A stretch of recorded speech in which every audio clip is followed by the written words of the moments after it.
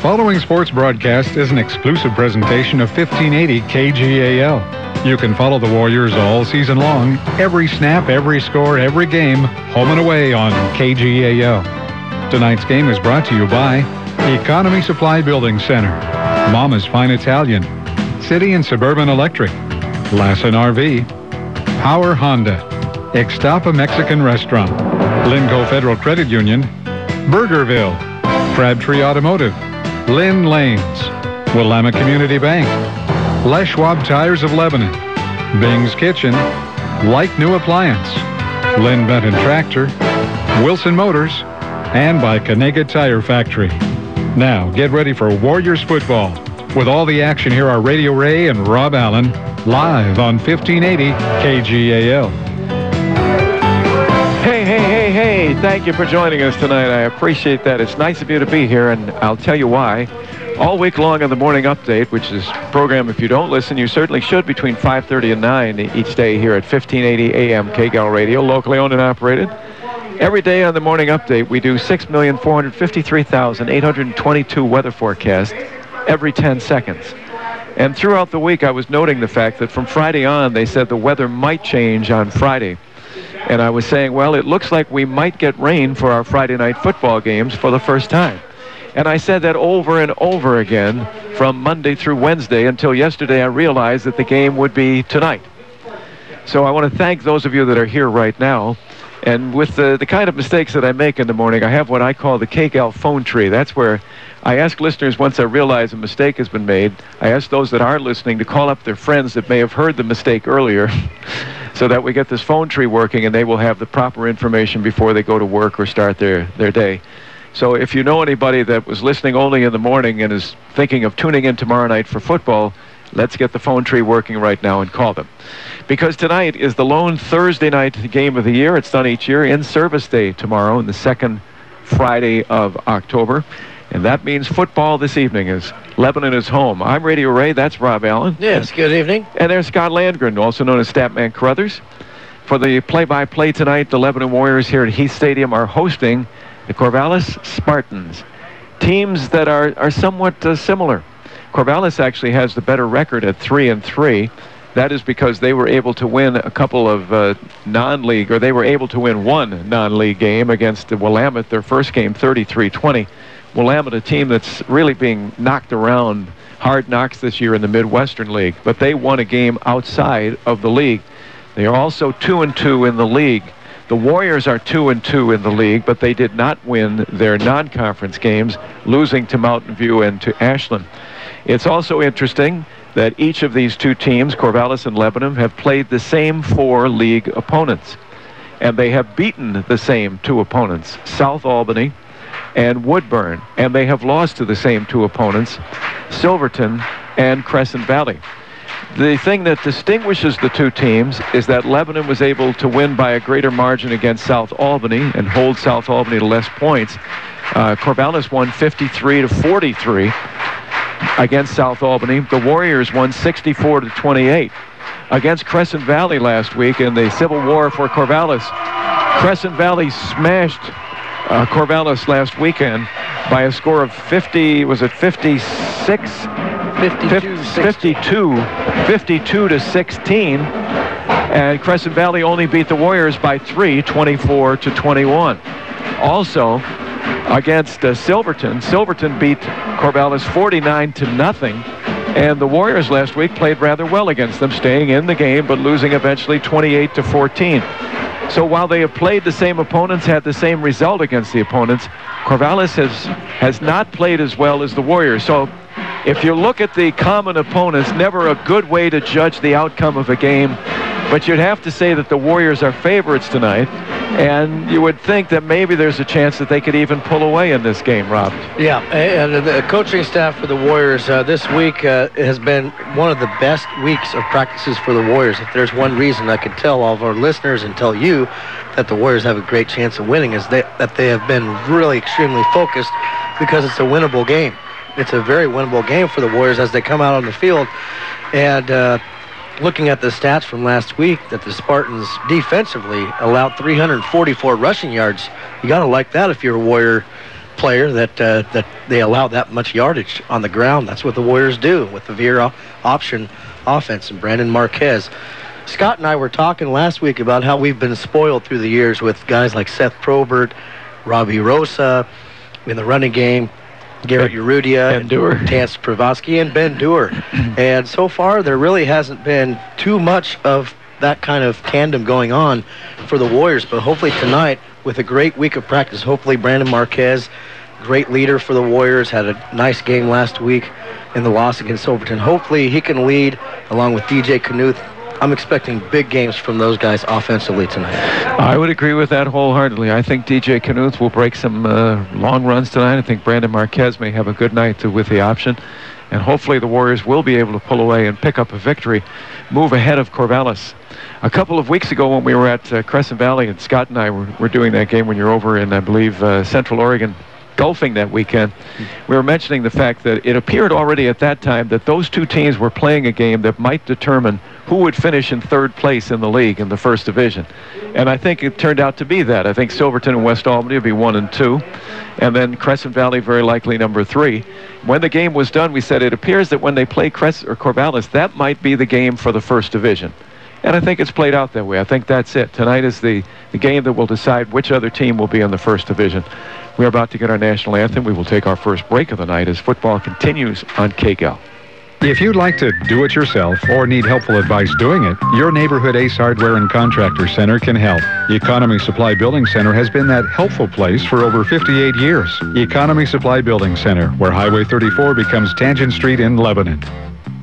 Mama's Fine Italian and Wine Shop, offering lunch and dinner, takeout, and catering too. Here's Bob. Come down and visit us and try some of our hand-tossed pizzas, my friends. That's right, hand-tossed. Mama's Fine Italian and Wine Shop, in the heart of Lebanon on Oak, between Main and 2nd. Your Mid-Valley home of the Lebanon Warriors. News Talk 1580, KGAL, Lebanon, Albany, Corvallis.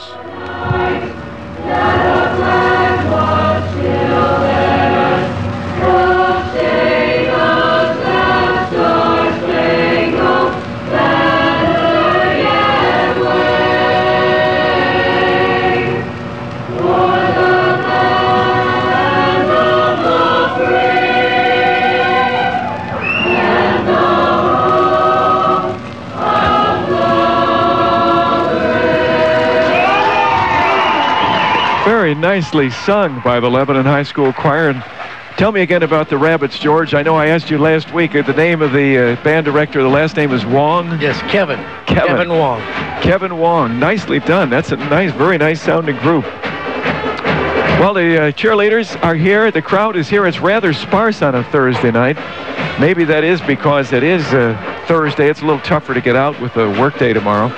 Or it could also be because of the many times that I referred to, perhaps it might rain for Friday night football this week. That could be to blame, but at the moment, it is not nearly the crowd that we usually see here for the Warrior home games. Corvallis will have their road whites tonight. They'll be all in white with the blue numerals. Warriors will have their red jerseys, white trousers with the white numerals, and as always, the nicely illuminated field here at Heath Stadium, the beautiful new field that I cannot tell you, and I know I tell you every time we get here, what a pleasure it is to arrive at the stadium and just sort of have tucked away the fact that when you get here and you look out, you're going to see large numbers on the field, you're going to see individual yard markers, you're going to see the hash marks, and it really is a beautiful change from a couple of years ago. The two teams will meet at midfield. We'll take one more time out here before the game tonight as the captains are talking at the 50-yard line. It's Corvallis, the Corvallis Spartans here this evening to take on the Warriors on KGAL. Need some electrical work in your home or business, but it just seems like too small of a job to call the pros? No matter what the job, call City and Suburban Electric. Proud to be a contributing member of our community. City and Suburban Electric. Call 451-5609. Lassen RV at Albany has the new RV models on the lot now, ready for you to buy. Lassen RV Service Department has a new truckload of parts and accessories on sale just in time for fall fix-up. From changing a light bulb to rebuilding your entire RV. No job is too big or too small for Lassen RV in Albany, where friends send their friends. 1580 KGAL. Well, the captains are at midfield and talking things over. A pleasant evening. It's kind of it's very good fortune, really, that we are playing on Thursday of this week, because they now say that rain is very likely to arrive tomorrow night. Although it could be later in the evening and after around the midnight hour, but they are predicting that rain is likely on Friday, and this is going to be the final day of the long, beautiful stretch of weather that we have had. It changes tomorrow. So I guess it's good fortune that we get the game in tonight. Oh, absolutely. I think the forecast calls for rain the next 4 or 5 days at least, and much cooler temperatures. I see the coaches for the Warriors out there with their new hoodies, blue hoodies, that they donned last week. It was the first time that they wore those. Some of them still in shorts, though, Ray. Still not wearing pants yet, but holding on to dear life to this nice, dry weather. Tomorrow night, though, it all changes. How sad it is. Coming in this morning to KGAL, and I travel from the beautiful Cheshire Mansion down near Junction City, and in what I call the G. Williker Curves out in Harrisburg. You know the G. Williker Curves? Yes, I have been out there several times. G. Williker, that's a lot of curves. I mean, you go in every direction, north, south, east, and west by the time you're done. Yes. It's amazing, but it's all grass fields out there next to those curves, and that was socked in with fog this morning for the first time this year. Going around those curves, you could not see the center line, you couldn't see the fields to the side. It's such a sad change when summer yields to the autumn. Why does it have to do that? It doesn't. Couldn't we do something to encourage summers? You don't have to necessarily leave. No. It's the way it's been done for years, but why? Yeah, well, we're a little bit above the equator. We're halfway between the North Pole and the equator. If we were closer to the equator, we'd be having warmer temperatures all year round. The Warriors will receive tonight, so it should be DJ Knuth and Taman Pravatsky who are back to receive the kick. They'll be standing at their own 10-yard line. Luther Ellenson will kick for Corvallis. He's 5'11", 180 pounds, a senior.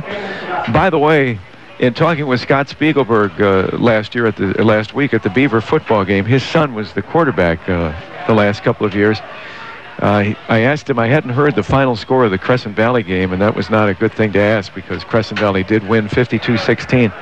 But he mentioned that they only have 8 seniors this year. I was going to count up on the roster, but he said something like 24 seniors graduated last year. And this is the year that it's the opposite for Crescent Valley. They have around 24 people who are upperclassmen and very few lowerclassmen on the team.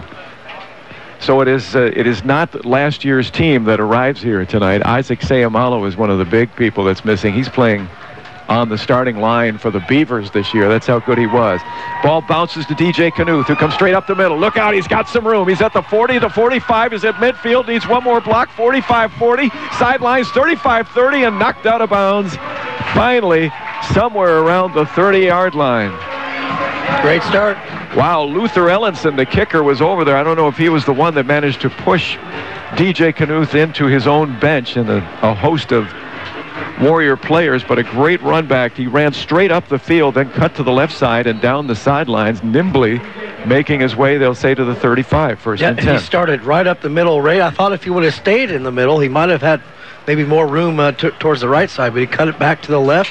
Great start for the Warriors inside Corvallis territory. 35-yard line, familiar formation.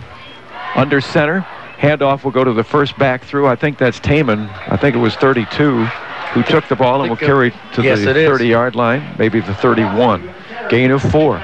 We will test our hypothesis immediately here, Rob, that they should be able to run against Corvallis tonight. Even South Albany, which put up 28 points against the Warriors, but 21 in the first half, scored 43 against Corvallis. Silverton scored 49. Silverton only scored 28 here last weekend. This one is a keeper, I believe, by Brandon Marquez. He's hit from behind, but he gains inside the 30, close to the first down. He should be about a yard short if they give him a good mark, and they do. 26-yard line, and he's very close, maybe a yard to go on third down. Nice keeper by Brandon there. Got knocked forward another yard or two. It's going to be about third and about a half a yard. So the Warriors running on the first 2 plays, and you would think they would do so again, just a yard shy. Backs in the eye, and it would be a handoff to Taman Pravatsky. Goes straight up the middle. He's got some room to the outside. 15-10. Falls inside the 10-yard line, trying to make a cut. One more cut towards the end zone. couldn't quite make that cut. J.D. Laswell forced him to try to cut inside, but he falls to the ground at the 7-yard line. 1st and 10 Warriors. Our hypothesis is looking brilliant. Yes, a nice run to the left side of the Warrior offensive line there. Tripped up by the nice turf here at Lebanon High School. Might have been able to scamper in the end zone, but let's see if the Warriors can do that right now. But they're only 7 yards shy of the end zone already with less than 2 minutes gone in the game as Marquez will pitch to DJ Knuth. He gets a block on the right side, and he skips inside and scores the touchdown. There were a couple of tacklers there. I don't know that he got the block that I thought would set him free, but nonetheless, he managed to step inside those 2 tacklers and go to the end zone on a 7-yard run, and the Warriors say they made it look easy is certainly an understatement. Yes, it was set up by the great field position, the great kickoff return by DJ Knuth, and rightfully so. He's the last one that touches the ball. They will go for 2. The handoff comes to Tim Farrell. He skips so and he does not get to the end zone. He avoided one tackler, turned and started towards the end zone, and then was tackled about a yard short. So the Warriors do not get the 2-point conversion. But they get the touchdown in less than 2 minutes in the game. A great run back to the 35-yard line to start on the kickoff by DJ Knuth. And then a 7-yard run by DJ for the touchdown. It's 6-0 Warriors, 10-17 remaining in the first quarter on KGAL.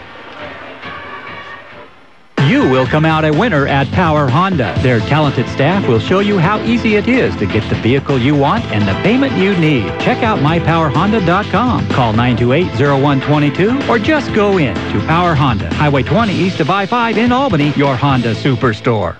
Making life easier and more productive, that's what Lynn Benton Tractor can do for you. And it all begins by discovering how the full line of Kubota equipment can help. Lynn Benton Tractor, we're still doing business the American way. Highway 99E, Tangent. KGAL.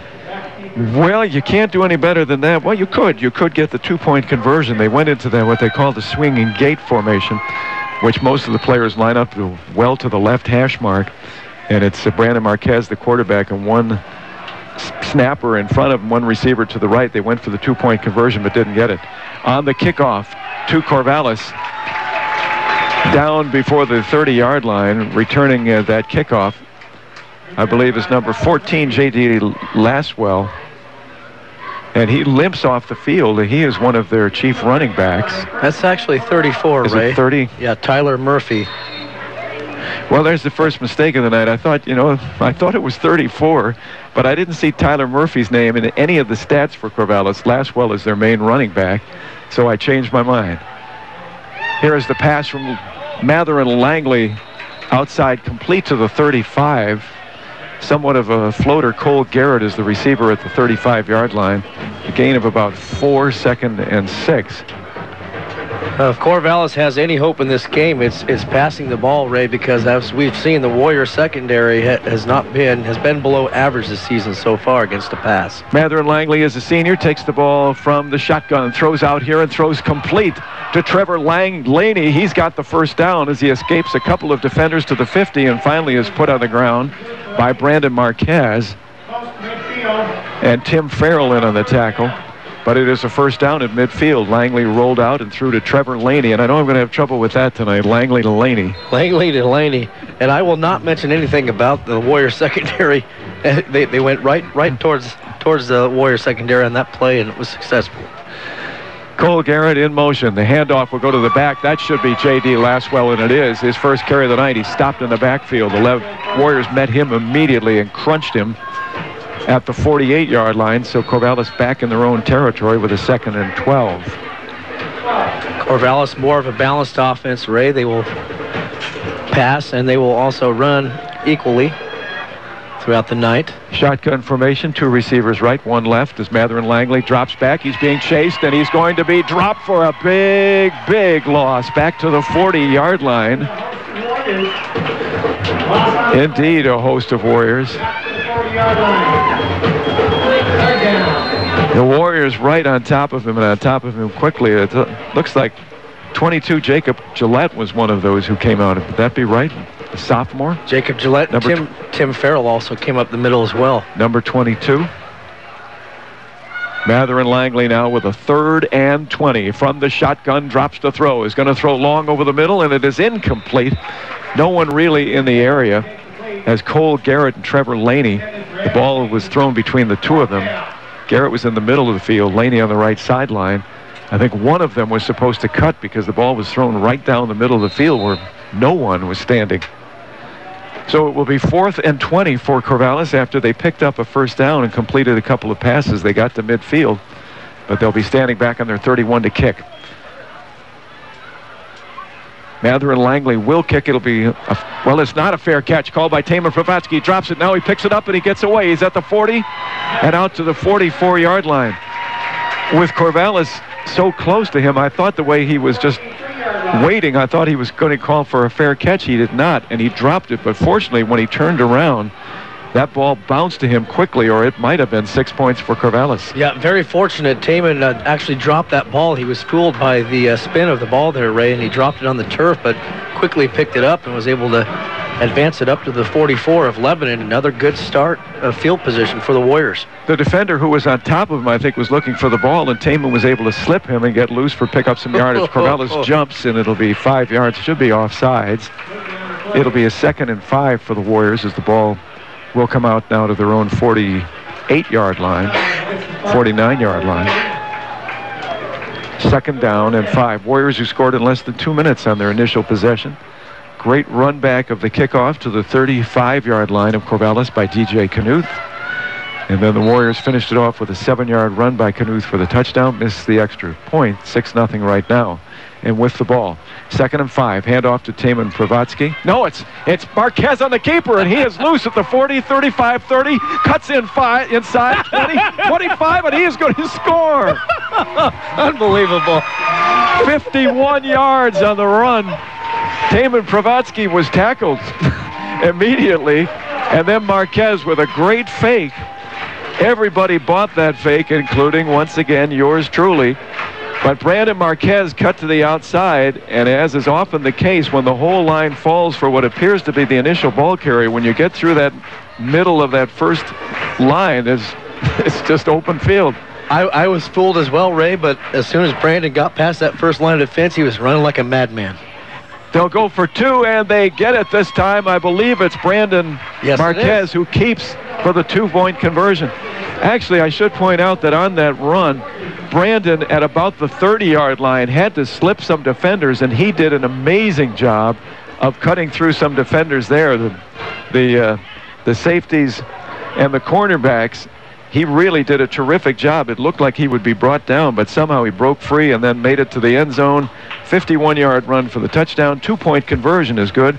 So now with 7:54 remaining in the first quarter, 14-0 Warriors, and we'll be back on KGAL. Has your stove lost its heat? Is your fridge or freezer no longer cold? Does your washer leave soap in your clothes, or has your dryer stopped tumbling? Then who are you going to call? Like New Appliance at 259-1131, of course. Like New Appliance, where every appliance shines like new. You'll always get your money's worth where the food is fresh and original at Ixtapa Family Mexican Restaurant in Lebanon. Roberto and his staff will provide a fun and affordable dining experience. So visit Ixtapa on the corner of Highway 20 and Wheeler Street, where parking is convenient and the atmosphere is sweet. The short drive to Corvallis will save you time and money. This is Steve Buckner from Wilson Motors, inviting you to experience the notable difference at Wilson Motors, 5th and Buchanan in Corvallis. Check us out at saveatwilson.com. Lynn Lanes in Lebanon, home of the best burger in town. Good family fun. Bowling. Open every day and until 1 a.m. on Friday and Saturday nights. Ballistic bowling starts at 10 on Saturday nights. Stop by Lynn Lanes in Lebanon. 1580 KGAL. Trevor Laney has returned to kickoff for Corvallis just outside the 20 at the 24. First down and 10 for them on their second possession of the evening. You know, I want to point out again, I made it sound like an easy touchdown for Brandon Marquez once he got through that initial line of scrimmage. But there was a crowd at about the 30-yard line. He made some magnificent moves and was stumbling, kept his balance to go the rest of the distance into the end zone. That was not easy. Here's a pass complete by Mather and Langley to the far side of the field. I don't know if they got back to the line of scrimmage on that pass. It's like number 16, Jordan Skipper. I remember that name last year. Jordan Skipper. One of the favorite targets of Spiegelberg last year. 5'11", 165-pound, one of the seniors. No, there was a loss on the play, even though the pass was completed left side of the field. So from the far hash mark, it's 2nd down and 11. Matherin Langley takes the snap, throws out here quickly. It's Trevor Laney with the catch at the 35-yard line. That will be a 1st down. I used the word floater for a pass that he threw on the initial possession, and that one was in the air a long time also. Who pushed him out of bounds, Rob? Did you see? It looked like DJ Knuth, defensive back. I thought that then it would be DJ was going to make a cut on that ball and step in front of Laney and intercept it for the touchdown. Yeah, that ball was up in the air for a long time, but DJ was just a step behind. Here's Langley, will hand off to J.D. Laswell, and he is stopped in the backfield, and another loss. Boy, the Warriors are really coming off the line of scrimmage quickly. You mentioned the practice that they have and that they seem to have a good deal of energy. On that kickoff, they were really racing and blocking up the field on the last kickoff. Yeah, and just looking at the defensive line against the offensive line for Corvallis, there's not a lot of big bodies on that Spartan line, Ray. Loss of 4. 2nd and 15. Langley will roll to his left. He wants to throw, throws out here, and throws too high for J.D. Laswell at the 42-yard line, incomplete. So 3rd and 15 for Corvallis. 6 minutes, 32 seconds remaining in the first quarter, and the Warriors have struck quickly twice. They lead at 14-0. A 7-yard run by DJ Knuth and a 51-yard run by Brandon Marquez. So with 3rd and 15. They'll operate again from the shotgun. Langley this time will roll to his right. Being chased, and he will throw downfield, and he throws. It is caught by Trevor Laney, complete, and he will be down at the 30-yard line of the Warriors. I thought there was going to be an interference call. No flag was thrown, and I'm absolutely amazed that a flag was not thrown against DJ Knuth, who was battling with Laney and interfered, I thought, with his ability to catch it, but he still grabbed it. Yeah, there was definitely contact. I thought it was a good no call, though, Ray. Both players were competing for the ball. That was just a great catch by Laney. I thought that there was bumping before that ball was in the air. Here's Matherin Langley, pitches out to Laswell. Laswell's got a little room this time. He's on the outside. He skips the corner, and he is down to inside the 10-yard line and will be finally knocked out of bounds on the 6. And here comes Corvallis down 14-0. And they're looking like they were really going to be run over tonight and moving the ball well now inside the 10. 1st down and goal. It's the most successful run of the night so far for Corvallis. Of course, their first run to the outside, the first few plays, the Warriors were able to snuff it out and tackle for a loss, but here they are, 1st and goal, the Spartans on the move. Langley rolled out and pitched on that play, and I think the Warriors were watching him more than Laswell. Once he took the pitch, he got to the outside. Here's a throw to the end zone. It is actually just short of the end zone. It is complete. Is that Laney again on the yes, it is. Far side of the field at about the 1-yard line? He is knocked out of bounds. Trevor Laney has been the favorite target of Matherin, M-A-T-H, Matherin Langley.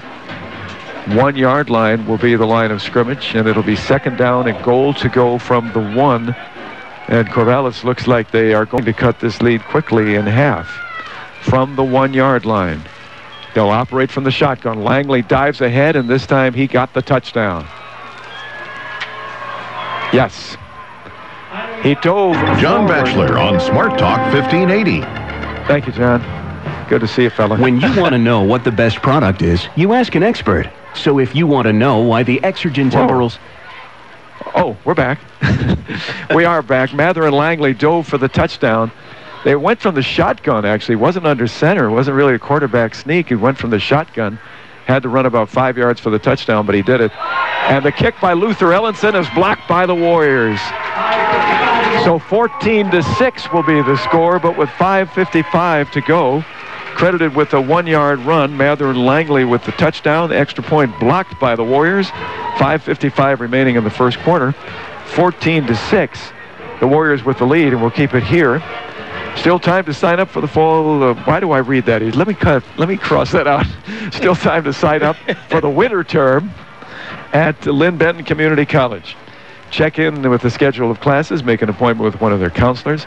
Lynn Benton Community College get started, get finished at LBCC here in Lebanon. Also the main campus in Albany, Corvallis, and Sweet Home.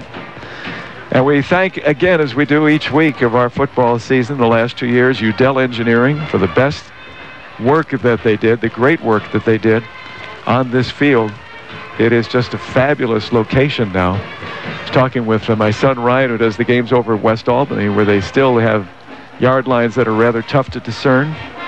He actually said next week's game, he said it's too bad it's not at Lebanon. Would like to operate from the field here. That's good. Our thanks to Udell Engineering and all involved in this field. Udell Engineering, the owner is a proud Warrior alum. Brian Vendetta played in the late 1980s, all-state running back. So he really stepped up with a lot of other volunteer. All-state running back. All-state running back back in the 80s, yes. Here's a kick that bounces by DJ Knuth and rolls into the end zone. And fortunately, he didn't touch it. And they will simply bring it back out to the 20. First down and 10 for the Warriors. 5:55. No time ran off the clock on the kickoff. Did they notice that? I don't think it was touched. I think it went right. Oh, that's true. You got me DJ's there. hands. That's right. You got me there. He didn't touch it, or else he would have had to go back to get it. So 5:55 still remaining in the first quarter. 14-6 Warriors. And let's see, they have moved the ball with ease. Great ease. They will send Riley Wessel as the receiver to the left, one receiver to the far right, and Brandon Marquez will hand off to the first back through, and he's got some great room. Let's see if it's Taman. It is out past the 35. Might be the other T. Yard line. The Timmy Farrell. 35? Yes, it is. I would imagine tonight we'll see a number of running backs the way that they're rolling early here. Yes, this could be some offensive fireworks. There already has been, but very high-scoring game, possibly. So Tim Farrell again is the fullback. Caduce will be the tailback, and DJ will take it this time, and he'll be tripped up at the line of scrimmage, short of the first down. They were only about a yard short. He might have gotten it, actually. He dove over the 35. Well, they actually, no, I'm sorry. That's right where they were at the line of scrimmage. They had already picked up the first down. As they look at the chains on the far side, they need to get out now to the 46.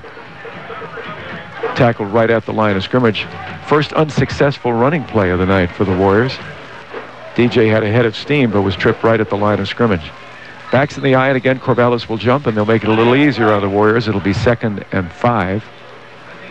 I think this will be against Corvallis. I did see Blake Warren move on Lebanon's side, but I think he was invoked. A little discussion this time. Let's see. False start. False start on the Warriors. Blake Warren from his right guard position. Had to talk that one over to find which side was the culprit, and they determined it's the Warriors. So instead of a 2nd and 5, it'll be 2nd and 51, it said on the board for a moment. That's rather harsh for a false start. A little dyslexic. 2nd and 15. Backs in the eye for Brandon Marquez. Hands off to the first back. Let's see if that is still Tim Farrell, and not much room there for, if it is Tim, maybe the 32-yard line. And a late flag comes in. Looked like one of the Spartans talking to the official, or maybe talking trash to the Warriors. Unsportsmanlike. That's big. Conduct against Corvallis, and that will be a costly penalty. I mean, just a great stop by Corvallis there, Ray. It would have been 3rd and about 14 for the Warriors. It's coming out past the first down. It'll be a first down for the Warriors. The automatic first down.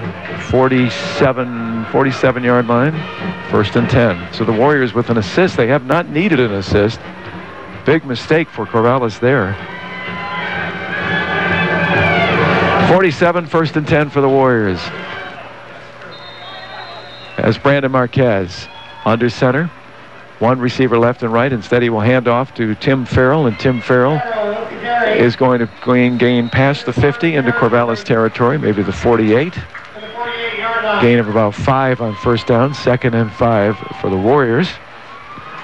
Up 14-6, clock running, 4 minutes and 18 seconds. And the clock continues to run here in the first quarter. Brandon Marquez checks with Coach Josh Dykes on the sideline. Chris McGowan is the head coach for Corvallis. from the far hash mark. Brandon Marquez, a pitch to Knuth. Knuth looks for some room on the outside, gets a little bit of a block. 50, 45, still bounces off a couple of tacklers. Bounces forward, needed to get inside the 45 to about the 43, and he will be close. Well, that's going to be an interesting matchup there, Ray, between the middle linebacker, Parker Wade, who's already tackled DJ a couple different times. Those middle linebackers, they love to hit. That ball is, it's hard to say why that's not a first down where it's set. If you look at that chain on the far side, Rob, appears to be just over the 43, and that's where they are, just over the 43. Has to be less than an inch for a first down. On third down, hand off to Tim Farrell. He has it, has a couple more yards to boot, and the Warriors will have it 1st and 10, close to the 40. 3 minutes and 44 seconds remaining here, first quarter tonight. R.J. Armstrong and Associates, masters of underground and excavation work, something you will not do for yourself most of the time. When you need them, individuals or commercial business, call them at 541-451-4286. R.J. Armstrong and Associates, longtime Warrior supporter. We certainly appreciate it. Here's Brandon Marquez. Brandon will go back to throw this time. Looks out here. Wants to throw for Riley Wessel and overthrows Wiley, and Riley was being shadowed by the defender. I think that's, I can't tell what number that is for Corvallis, but he was right with Riley, and the throw too long, incomplete, 2nd and 10. Looks like it was Jordan Skipper, number 16. Just out of the outstretched arms of Riley. I thought he was going to make a dive there, Ray, to try to come up with that ball, but... Here's Brandon under center. This time he will hand off to Tim Farrell, and Tim... No, how did... It's DJ Knuth with the ball, who gets the first down at the 30-yard line. I would like to see that on the replay. I didn't even see him anywhere near the ball. It was one of those, I thought, option plays where either Marquez was going to keep or hand to Tim Farrell. I don't know how DJ Knuth got it, to tell you the truth. Did you have the post in your way, too? Was that helping you in any fashion? Or? Well, I can't say no. It was, you know, I could see across the field where that ball was, but DJ Knuth wound up with it, and he races down to the 27-yard line with a first down. I thought that ball was in the center of the field. It is this time with Tim Farrell, and he'll gain to about the 25, maybe inside the 25. Gain of a couple on first down. Clock continues to run, 2:52 and running. First quarter, 14-6. Warriors, but the Warriors again on the move here. Each time they've had the ball, this is their third possession. The first two ended in touchdowns. They will send a receiver to the left, one to the right, as Brandon Marquez calls signals. Brandon is going to keep on this one, and he will pay the price for doing that as he turned on the keeper. He is hit right at the 25-yard line. Robert Henderson, number 68, 6 foot, 249 pounds. All of 249 pounds on Brandon Marquez there. Looked like Brandon did have a seam to go through, but that quickly seam was not there. They placed the ball just inside the 24. They must get down to the 18 for a first down, so 3rd and 6. Brandon will pitch to DJ Knuth. Can he turn the corner? Looking for a block. This time he does not get it. A good job of running through a block by the Warriors and bringing down DJ Knuth. And that is Jordan Skipper who does that. They needed to block Skipper and give Knuth some room, but he did a good job of breaking off the block and tackling DJ at the 24-yard line. So where are they going to place it here? The 21. He needs to get inside the 8 or the 17. He picked up 3. So it's 4th down and 3. 4th and 3. Warriors with their first 4th down necessity of the night. Corvallis playing a little better defense right here. Brandon Marquez will hand to Tim Farrell, who gets a little push. I don't know if he got the first down. He may have gotten close because he is inside the 20 and needs to get down to about the 18, but they're going to place it. They'll place it at 19. At the 19-yard line. It will not be a first down, so the Warriors, finally stopped by Corvallis, you never know. We might wind up with a game yet. It looked like the Warriors were going to run all over Corvallis. First 2 possessions, in a matter of a couple of minutes, they scored. But that time, it was a little bit harder to pick up those yardage, and finally stopped on 4th down and 3. Stopped just a yard short. So 1st down and 10 from their own 19. Mather and Langley will throw out here. Has a receiver on the far left side. Complete across the 25 out to the 27-yard line. So a pickup of about 8 on 1st down. 2nd down and a couple for Corvallis. Under 2 minutes to go. In fact, under a minute and a half here in the first quarter. Just to give you an idea of the different contrast of offenses, 8 passes and 4 runs so far for Corvallis. 15 runs, 1 pass for Lebanon. They operate from the shotgun. He rolls to his right, and he throws complete to Cole Garrett at the 30-yard line. He should have the 1st down. Not by much, but it should be good enough for the 1st down. Taman Pravatsky with the tackle at the 30, and that will be a 1st and 10 for Corvallis, moving the ball, and a chance to certainly jump right back into the game, down by 8 at 14-6. But they scored on their last possession and pick up a 1st down here in the initial series of downs. As Mather and Langley again awaits the snap. And he will roll to his left. He'll keep this time, go straight up the middle. He's got some room. 40, gets outside at the 40, 45, and dragged down from behind again. Taman Pravatsky has to chase him and make the tackle. But it is a 1st down and a nice, good, elusive run by Mather and Langley, the senior quarterback for the Spartans. 49-yard line, 1st and 10. I'm so glad Taman came up with that tackle, because there was a nice, excellent block by the receiver, number 5, Laney. If Langley springs that, he could go to the distance. Langley will roll to his left, throws out here, has a man open. It's Cole Garrett. It's off his fingertips, incomplete, inside the 30 of the Warriors. I still think he had a chance at that. He got one hand up high enough, but incomplete.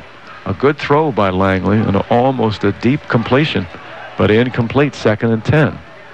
He had 23 passes last week, Langley did, against the Raiders. He's already well on pace for that with 11 here in the first quarter. Wow. And he has thrown the ball well. A couple of times that ball is hung up a long time. The Warriors have not picked one off, but if he does that through the night, they'll get something. Here's Langley throwing out to the left side. Complete. Complete. I think that's Garrett out there again, who eludes one defender and then spins forward for the 1st down to the 40-yard line. Cole Garrett, I think, was the receiver, number 31. Defender was right on him, and he did a good 360-degree spin, spun away from that defender, and goes forward for the 1st down. Nice throw, nice catch, and nice move. 1st and 10, 39-yard line. 18 seconds to go. Here is a dangerous pitch from Langley, who was about to be brought down, to Cole Garrett, who was in the backfield, and a long loss. He thought maybe he could get the ball to Garrett, and Garrett might break 3, but that ball was almost put on the ground. That almost was a fumble. Corvallis very fortunate to that will end the come quarter up with that ball there. On a loss, it'll be 2nd and 15 from the 44-yard line of the Warriors when we come back for Corvallis in the second quarter. 1 quarter done tonight. The Warriors score in their first 2 possessions, fail the extra point on the first one, but get a 2-point conversion. They lead Corvallis 14-6. Warrior football continues on KGAL. Hi, I'm Dave Wood, President and CEO of Willamette Community Bank. We are proud to support our local high school sports, music, and scholastic programs. Be part of the team and get behind our schools and our future leaders. Willamette Community Bank, service like no other, we promise. Member FDIC, equal housing lender. Good, tasty food. That's why Bing's Kitchen has been a lunch and dinner favorite for over 40 years. Choose Chinese or American meals that can satisfy the entire family or a gathering of up to 40 people on the South Santiam Highway in Lebanon. Choose Bing's Kitchen, where the food simply tastes best. We're Linco Federal Credit Union. Keep your money in Linn County with Linco Federal Credit Union. Enjoy a visit with one of our friendly staff at a neighborhood branch near you today. Linco Federal Credit Union in Albany, Lebanon, and Sweet Home. In Linn, you're in. Family owned and operated since 1979, Crabtree Auto stresses the small stuff when it comes to maintaining your vehicle. An oil change every 3,000 miles is a small thing now, but adds up to big rewards down the road. Crabtree Auto's ASE certified technician can help your vehicle maintain its reliability beyond 200,000 miles. Crabtree Auto on Hill Street, just south of 9th in Albany. KGAL, Well, before we could return from the 45-yard line, from their own 45, Mather and Langley throws a long pass downfield to, was that Jordan Skipper? Was it 16? That was Cole Garrett. 31. Cole Garrett on the reception, and would you believe, as we rejoin you for the second quarter, Corvallis may be about to tie this game. It's 14-6, and they're at the 1-yard line of the Warriors. A handoff, and the Warriors will not stop J.D. Laswell in time. Did he get into the end zone? No. He did not. No, the official's going to say just short. Wow. Corvallis signaled touchdown, and he certainly was in the end zone, but his knees came down just short before that ball crossed the plane. It'll be just inside the 1, but Corvallis looks to be on their way to a touchdown. 54 yards on that pass from Mather and Langley to Cole Garrett. Now he wants to throw, and he throws out here, and it's incomplete. Knocked down. It's caught. Is it caught? Yes, it was. There's the signal from the official. It is a touchdown for Corvallis. So they get the touchdown on the far side of the field, and the far side, I could not catch the number on Andrew Laney, number 5. Well into the far corner and the far side of the field. So for less than a yard, they throw the ball into the end zone, and it was dangerous. There was a defender right there. They'll throw for the 2-point conversion, and it's good. The 2-point conversion is good. As Mather and Langley throws into the end zone, the 2-point conversion, and Corvallis has tied the game, as that one did go to Jordan Skipper in the corner of the end zone near us, and it's 14-14 with 11-14 remaining in the second quarter. Corvallis gets the last 2 touchdowns after the Warriors had quickly taken a 14-0 lead. We're tied. We'll take this time out, and we'll be back on KGAL. Albany Burgerville is celebrating 50 years of serving customers fresh, great-tasting food with a mission to serve with love. Pick up a Burgerville card now and earn rewards cash for every dollar spent. See store for details. Stop by Burgerville after the game. Order a famous Tillamook cheeseburger. Open 7 a.m. to midnight Fridays. Porcupines are cute, but they can ruin your tires if you run over their tail. Luckily at Les Schwab, along with great prices, every one of our car or pickup tires comes with the kind of protection most other places don't give you, like free flat repairs and more. Les Schwab, doing the right thing since 1952. 1580 KGAL. A 54-yard pass before we could return from the first quarter to the second tonight. Move the ball from the 45-yard line of Corvallis down to the Warrior 1. I'm surprised the first play, they moved very close to the goal line. They're probably just inch short, and instead of just pounding the ball in, they threw into the corner of the end zone. A dangerous pass. That ball was in the air a long time also, but it was complete for the touchdown. And then the 2-point conversion is good, and we are tied at 14. Here is the kickoff. Bounces off the hands of Taman Pravatsky. But it will be down. Well, maybe it looked like it bounced off his hands, but he didn't pick it up, so the Warriors will bring it out to the 20. And that's where they will start again. That's where they started on their last drive, and the last drive, first time tonight, although they picked up considerable yardage and a couple of first downs, it was tougher to do so, and they were finally stopped at a 4th and 3 deep in Corvallis territory. Corvallis took over, and they got the touchdown and the 2-point conversion. So just underway in the second quarter, in fact, 11-11. I'm obsessed with triple numbers and quadruple numbers. This is looking like eerily similar to the South Albany night where there was 92 points scored. And the Warriors defense showed up in the second half. I need the Warriors defense to show up now the rest of the game. The Warriors had a 28-7 lead, and then just before the half, South Albany scored twice to make it a game, 28-21, but the Warriors pulled away that night, and finally the defense became dominant. They won 64-28. Well, they were up quickly tonight, 14-0. In fact, with more than 7 minutes remaining in the first quarter, they're up 14-0, but now with the clock stopped here in the timeout, 11-11 remaining in the second quarter, and we're tied. In the last 2 years, Ray, it's been a defensive battle. Last year, the last second field goal at Corvallis, 17-14. The year before, in the infamous lights out game here at Heath Stadium on homecoming night, 12-8 was the final. Of course, that was against the likes of Isaac Sayumalu and a really stingy defense that Corvallis had. Let's see if the Warriors can get their gusto back on this drive. handoff on the first down, and they do so as Tim Farrell bursts ahead. Good yardage out to the 30-yard line. He may be just short of a first down, or might necessitate a measurement here as he picks up about 10 on that first down burst. So they will call him just a little bit short. They don't feel that it needs. No, they gave him the first. They did give him the first down. 1st and 10. 1st and 10 as they move the chains. And Brandon Marquez calls signals. Corvallis almost jumps. No movement. They hand off to Tim Farrell, and Tim is going to try to push his way forward. And he does so with good success out to about the 35. Basically a kind of a one-on-one pushing match there. One of the hardest yards he'll ever earn of his life, though. He was trying to be brought down by 3 Corvallis Spartan linemen and linebackers. Parker Wade at 6'2", 210 pounds was the one really in the battle with Tim. 5 yards. Kept him moving. 5 yards. 5 yards. Right. Wow. 2nd and 5 at the 35-yard line from the near hash mark. Receivers right and left. Brandon Marquez, though, will hand off to DJ Knuth. It's Taman Pravatsky who's the deep back now, and he will pick up another first down as he is over the 40. They needed to get to the 40 for the first down, and he's out to the 43, 1st and 10 for the Warriors. Now they look a little more like they did on that first drive. Maybe a little talking to at the end of the first quarter. The Warriors need to bounce back after allowing 2 consecutive scores. They need to bounce back on the offensive end here. It's going to be one of those nights where the offense is going to answer every time. Hand off to Marquez is from the snap. He will move quickly. No flag on that play. No flag. I thought somebody jumped. It was a rather awkward-looking play because Marquez was bursting forward before anyone from the line of Corvallis could even stand up. I thought the Warriors would be definitely offsides. That should have been offsides, don't you think, Statman? Yeah.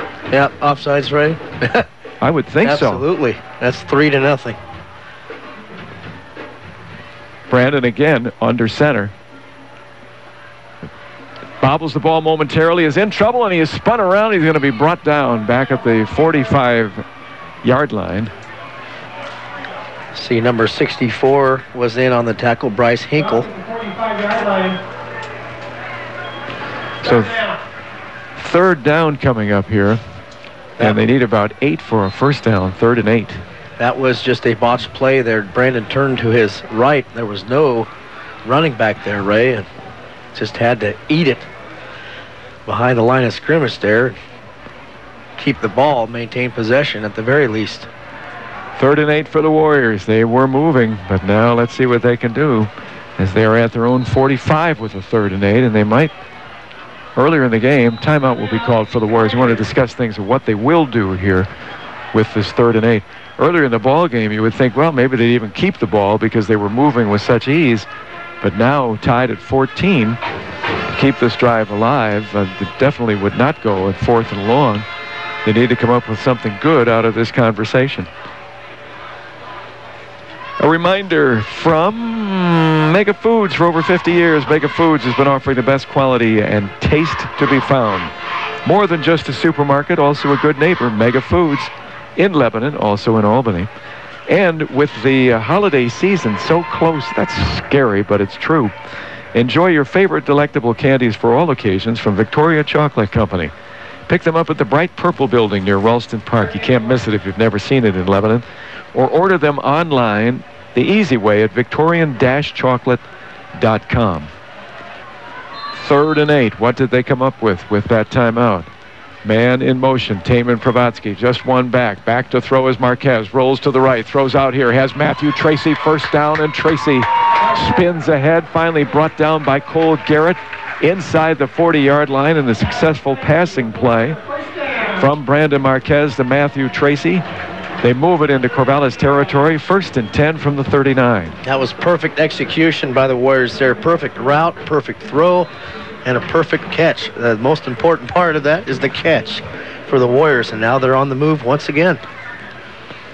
So Brandon will operate under center with backs in the eye. We'll hand to the second back, Taman Pravatsky. He's got some room left side. Burst forward. He'll get a first down over the 30.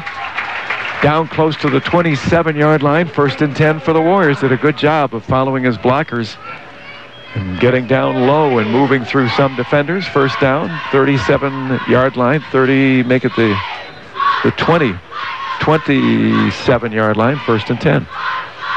Nice little run by Taman over on the left side, the far side of the field. Nice pickup, and let's see if the Warriors with 8:12 to go and get the lead back. Brandon hands off to Tim Farrell. Burst, he may have the touchdown, and he does on a quick burst up the middle. This time the near back, the fullback, 27-yard by Tim Farrell, 27-yard run. And that 3rd down pass from Marquez to Matthew Tracy, a key. I don't think the Warriors would have tried to go for it on 4th down, still in their own territory. That picked up the 1st down. A couple of good running plays, including a 27-yard smash mouth run from Tim Farrell. Touchdown, Warriors up 20-14. They decide not to go for the 2. They go to that swinging gate formation, take a look at the Corvallis defensive alignment, decide not to do it. Instead, Riley Wessel will place the ball down for Brandon Marquez. Ball down, kick up, looks good, and it is good. Good to see. 21-14, Warriors recapture the lead. 8:01 remaining in the 2nd quarter. We'll take a timeout on KGAL. Need tires? Hi, this is Don from Canega Tire Factory. From lawnmowers to tractors, cars, and trucks, we have what you need. And Canega Tire's ASE certified mechanics can help you with your brakes, shocks, struts, alignment, oil changes, and stuff you won't believe. Even propane for your barbecue and RV. Canega Tire Factory, still at the Y in Lebanon. Mama's Fine Italian and Wine Shop, offering lunch and dinner, takeout, and catering too. Here's Bob. Come down and visit us and try some of our hand-tossed pizzas, my friends. That's right, hand-tossed. Mama's Fine Italian and Wine Shop in the heart of Lebanon on Oak, between Main and 2nd. 1580 KGAL. Looking down at the sidelines, Rob, you notice that DJ Knuth, actually the stab man, did Scott Landgren. DJ Knuth has a knee bandaged, and that's why he was not in as one of the running backs on that play. Taman Provatsky with a 27-yard run. Extra point by Brandon Marquez is good, and the Warriors lead it 21-14. And they will kick off with 8:01 remaining in the 2nd quarter. Yeah, DJ's got an ice pack heavily wrapped around that knee. That's hopefully he could get back into the game as soon as he can. But Warriors got the lead. The kickoff will be short, taken at the 30, short of the 35-yard line, and that's where Corvallis will begin with great success, particularly through the air. The Warriors have been vulnerable. Teams that pass the ball, roll the quarterback out, and throw. Ashland did it to them, Mountain View. South Albany and Tanner Tibbet, they were successful in getting within 28-21 at halftime. Corvallis has had success tonight as the Warriors jump. And that looked like Gillette, who was across the line of scrimmage. That will cost 5 yards.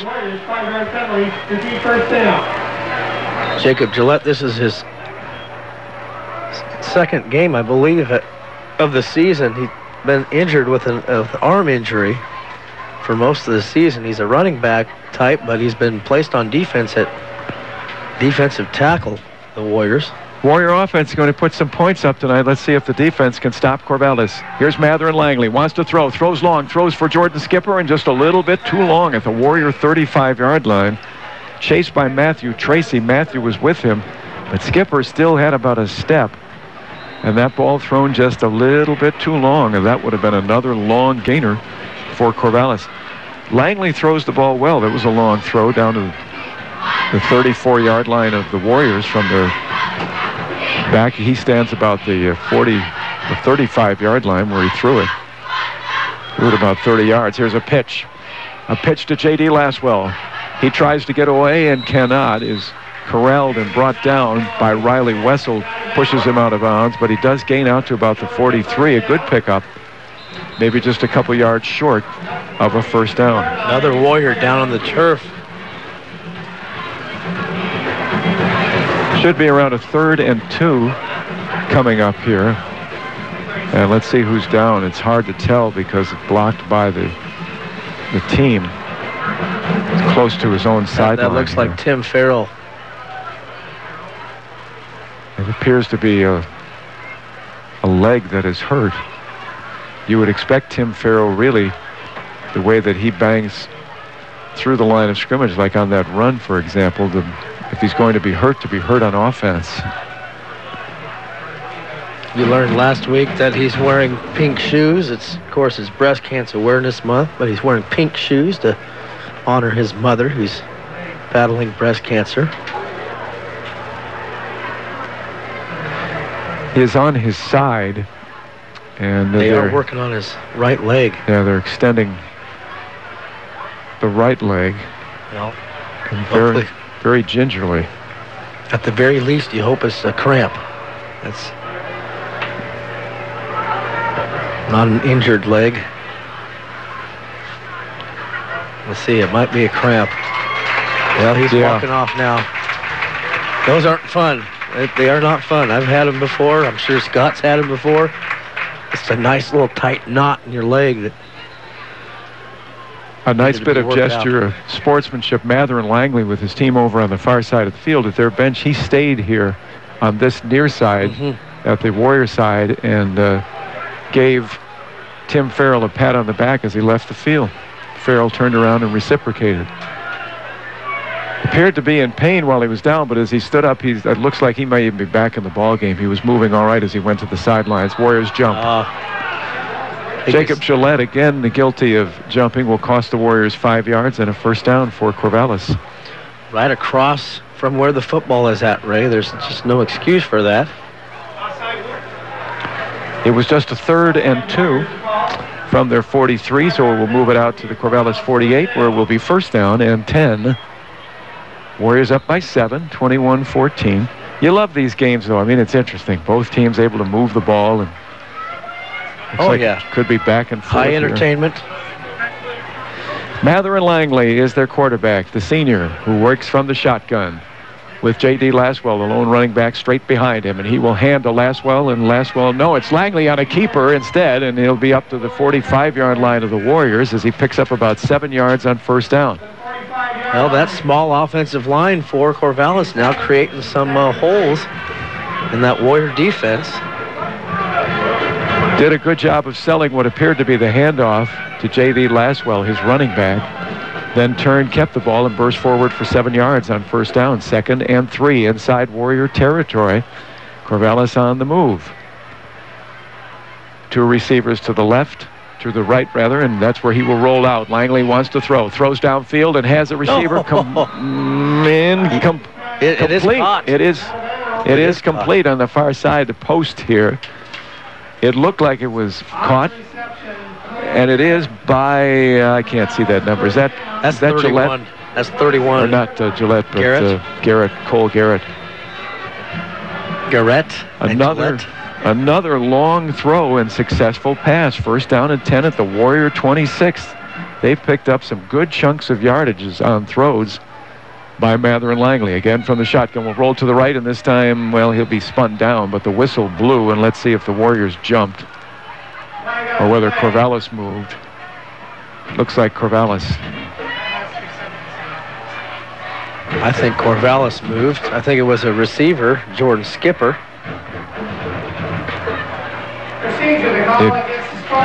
It is a false start against Corvallis.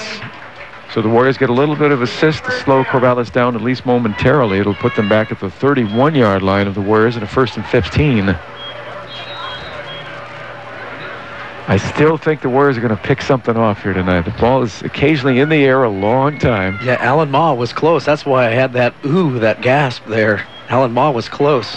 Here's Langley rolling out, wants to throw, throws over here, and this one is picked off by the Warriors. 30-yard line, 35, 40, 45, 50. Matthew Tracy, 40-yard line, 35, 30, 20. Skips inside, still at his feet. And is fumble the ball. Fumble the ball.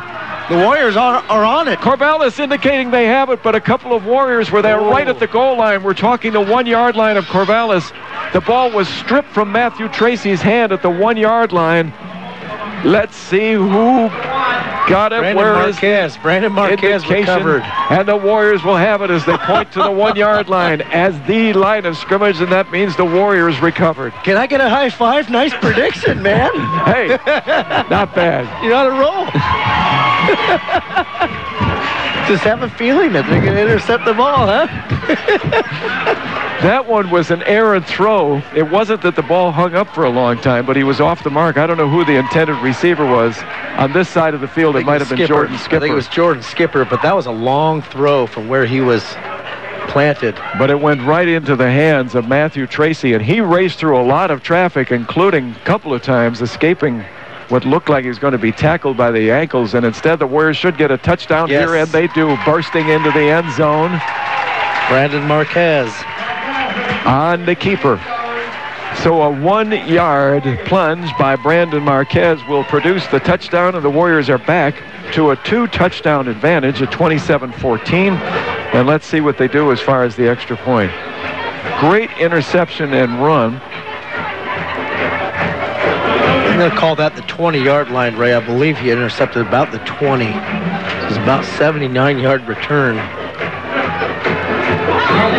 The kick is up, and it is good. Oh, boy, is it way back there. Brandon Marquez has developed into a good kicker. That was a solid extra point. It winds up somewhere over in the foothills of the Cascades. 28-14 with 6:14 remaining in the second quarter. The Warriors have regained a 2-touchdown advantage as we continue tonight on KGAL. Need some electrical work in your home or business, but it just seems like too small of a job to call the pros? No matter what the job, call City and Suburban Electric. Proud to be a contributing member of our community. City and Suburban Electric. Call 451-5609. Lassen RV at Albany has the new RV models on the lot now, ready for you to buy. Lassen RV Service Department has a new truckload of parts and accessories on sale just in time for fall fix-up. From changing a light bulb to rebuilding your entire RV. No job is too big or too small for Lassen RV in Albany, where friends send their friends. If you'd like to do it yourself or need helpful advice doing it, your neighborhood Ace Hardware and Contractor Center can help. Economy Supply Building Center has been that helpful place for over 58 years. Economy Supply Building Center, where Highway 34 becomes Tangent Street in Lebanon. You will come out a winner at Power Honda. Their talented staff will show you how easy it is to get the vehicle you want and the payment you need. Check out mypowerhonda.com. Call 928-0122 or just go in to Power Honda, Highway 20 east of I-5 in Albany, your Honda Superstore. KGAL. Corvallis on the kickoff will return to their own 25, where they will begin business here in the second quarter. 6 minutes, 10 seconds remaining, 28-14. The Warriors regained the lead on an interception by Matthew Tracy, a pass intended for Jordan Skipper about the 20-yard line. He returned it all the way to the 1-yard line of Corvallis, where the ball was stripped. And there were several different people of seven different color uniforms trying to grab that ball. Brandon Marquez apparently fell on it, and then Brandon with a 1-yard run. Brandon with the extra point, and the Warriors lead 28-14. Tracy will be credited with a 68-yard interception return on that play. Here is a pitch out. Oh, nice and play. The Warriors will grab probably Laswell in the backfield. More about the 21. No, they'll actually give him a lot more than that, out to the 23. So a couple of yard loss on the play, 2nd and 12. Riley Wessel, outside linebacker there on the left side with the tackle in the backfield. Maybe that'll fire up the Warrior defense. 2nd and 12 from their own 23 for the Spartans of Corvallis. Mather and Langley back to throw. Throws over the middle. Has Cole Garrett. He's quickly brought down short of the first down. But he had an opening in there. Brandon Marquez came from behind and tackled him before he could turn and go upfield. But he grabs the ball at the 34. And it will be just about 2 yards short of a first down. So a pickup of about 10 on that throw to Cole Garrett. Garrett has certainly been the favorite receiver, or Jordan Skipper. He is out to the left, Garrett to the right. And Mather and Langley from the shotgun will throw to the right to Cole Garrett, and it's thrown incomplete. Thrown behind him and off to the side. Incomplete. Brings up 4th and 2. Well, let's see what they'll do here. See what Corvallis does. They should punt. You would think so. It wasn't that far to go. It's only maybe a little bit more than 2 yards, maybe closer to 3. But they will have to punt. as it's Langley who will drop back. He certainly could throw, and he may. He rolls out. He wants to throw. Throws for the first down. 40-yard line, 45-yard line, wow. 47-yard line, and brought down. It's Langley who is the punter, and he throws to Cole Garrett for the first down. They took the chance. Langley out of punt formation simply rolled to his right and quickly hit Garrett with the pass, who got the first down, 47. Yeah, he lined up in a regular shotgun formation, then just went back about a yard or two, which looked like he was going to punt. Yeah. But it was just a really long snap for a play.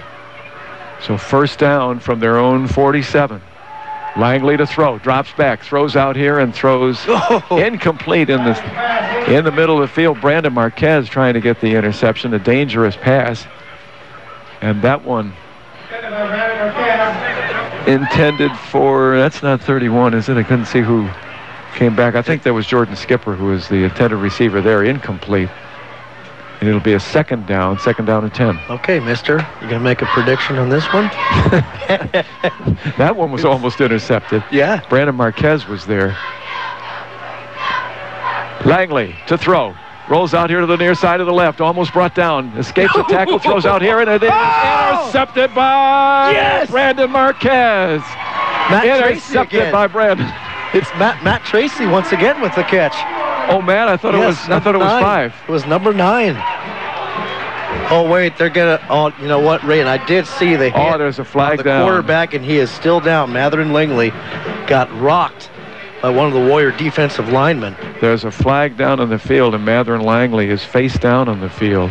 And this is going to go back to Corvallis for roughing the passer. Roughing the passer, the call against the Warriors. Oh, my. Indeed, I hope he is not hurt. I thought it was 5 who dove for that ball. It was 9? It was 9, Matt Tracy, but I hate your eyes, but I'll accept it. Matherin Langley actually did a kind of a jump throw, Ray, and as he was in midair, he got hit.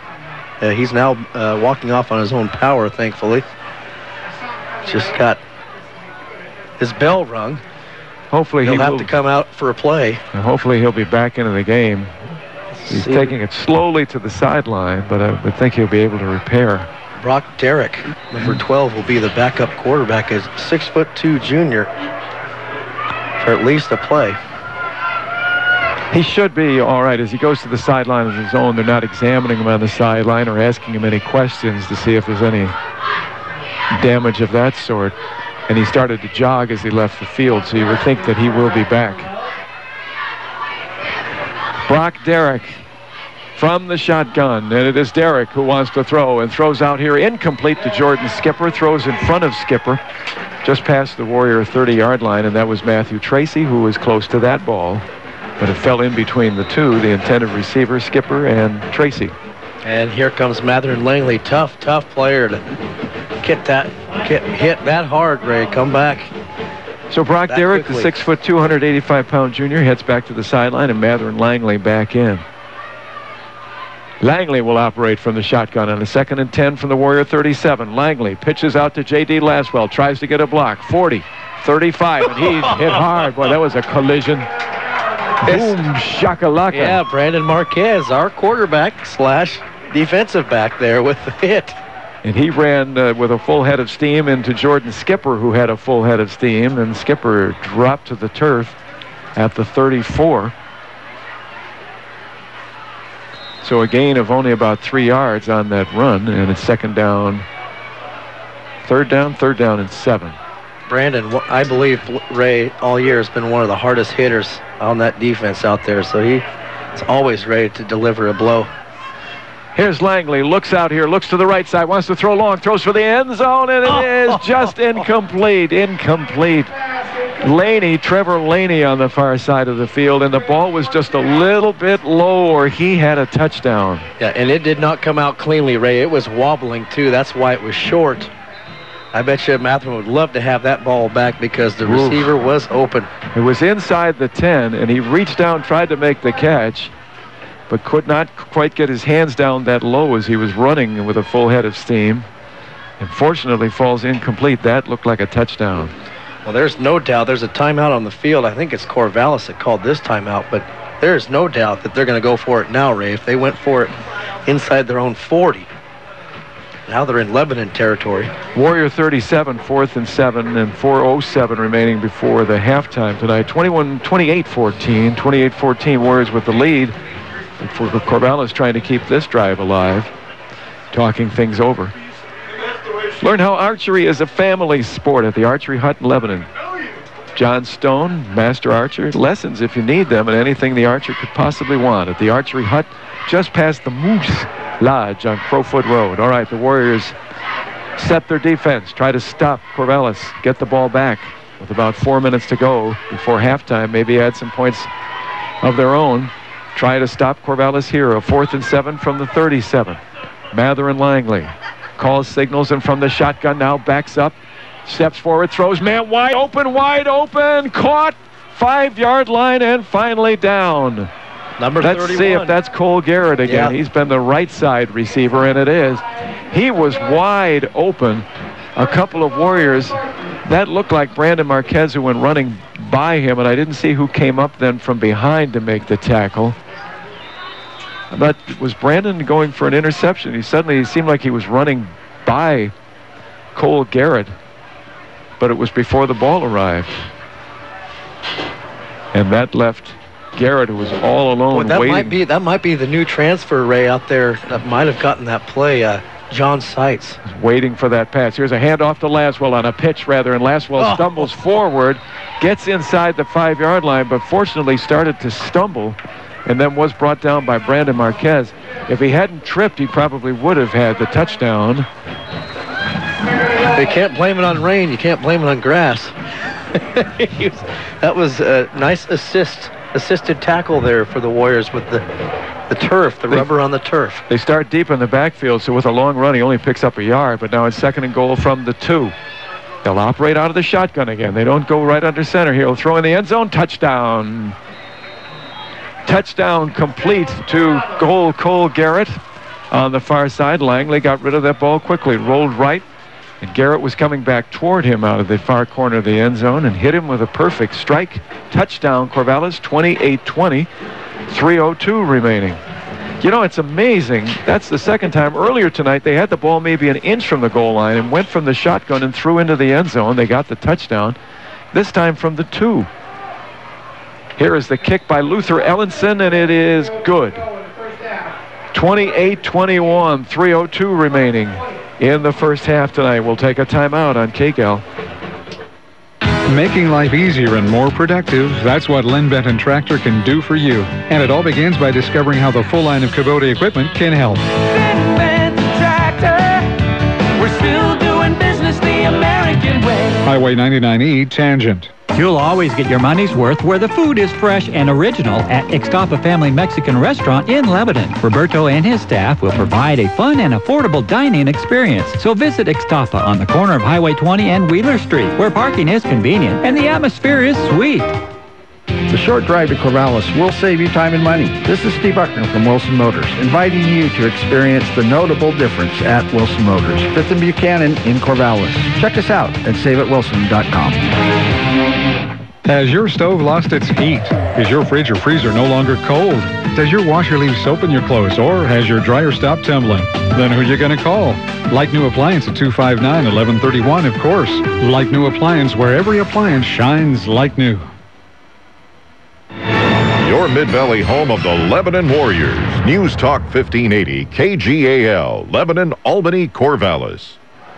Well, the Spartans know what works, and it's a pass out of the shotgun. And just remarking again that for 2 of their touchdowns, once they had the ball maybe an inch from the goal line, and they operated from the shotgun rather than a power plunge from the quarterback and just under center. This time on the 2-yard line, both times they threw for the touchdown. Here is the kickoff that is taken at the 5-yard line and bringing it back out. Number 9, Matt Tracy. Matthew Tracy on the return past the 35-yard line out to the 36. That's where it should be, 36, 37, 37-yard line, 1st and 10 for the Warriors. Still some time to get some points on the board, 2:55, 28-21. Couple of long passes have given Corvallis some good yardage, and then twice some short yardage. They threw into the end zone for touchdowns. They've gotten the extra point each time. The Warriors missed one extra point in their 4 touchdowns tonight, but did get one 2-point conversion. They lead by 7. Here's Brandon Marquez, the keeper. Spins still on his feet. Spins forward for a first down. 38-yard line is where they began, the 38, and he spins out past. Did he get past midfield? And no, right, just right at stripe. Right in the center of the field at the 50. So right at midfield, but the clock running, 2:43. Warriors needs to haste out of the huddle. They'll send 3 receivers to the left, 1 to the right. Will they pass here? Just a lone running back behind Brandon this time as he calls signals, but he does hand off. It'll be Taman Pravatsky. Taman gets a good hold, gets to the 35-30, looking for a block. He gets it, cuts back inside. 25, 20, gets another block. Touchdown. Yes. Touchdown Warriors. 50-yard run by Taman Pravatsky. Some great movement by Taman, but also a couple of great downfield blocks. Wish we could get the replay so I could see those numbers, particularly on the last block where he was running to the right side of the field, cut back to his left, and got a tremendous block. I think that might be the new kid, John Seitz, number 15, transferred from Elmira this week, Ray, got cleared to play, and I think he had the block downfield. Here's Riley Wessel on the hold, and again Marquez puts this one out to the Cascade foothills. 35-21, so the Warriors get that touchdown, which they had conceded just seconds earlier. 3:02 remaining with the touchdown for Corvallis, and there's 2:17 now on the clock before halftime. Warriors lead at 35-21, and we'll keep it here. Taman Pravatsky, a good run, and got some good blocking right from the line of scrimmage, and then picked up some of the yardage on his own and showed great cutting ability. Moved to the left, back to the right, and his final cut to the center of the field, moving to his left, he picked up that block. You say it might have been John Seitz, as a transfer from Elmira, which is not far from the Cheshire Mansion. And it is possible that my wife was his principal when he was in elementary school. She's the reason that he's absolutely so good. Way to go, Mary Jo. Yes. Proud of you. I give my wife credit for the block on that. Does anyone else want to score in this game, Ray? It's still 2:17 left to go. 56 points between the two teams. Boy, Nick Saban wouldn't like that. You hear the comments from Nick Saban about football these days? That somebody's going to get hurt on defense because they can't get ready?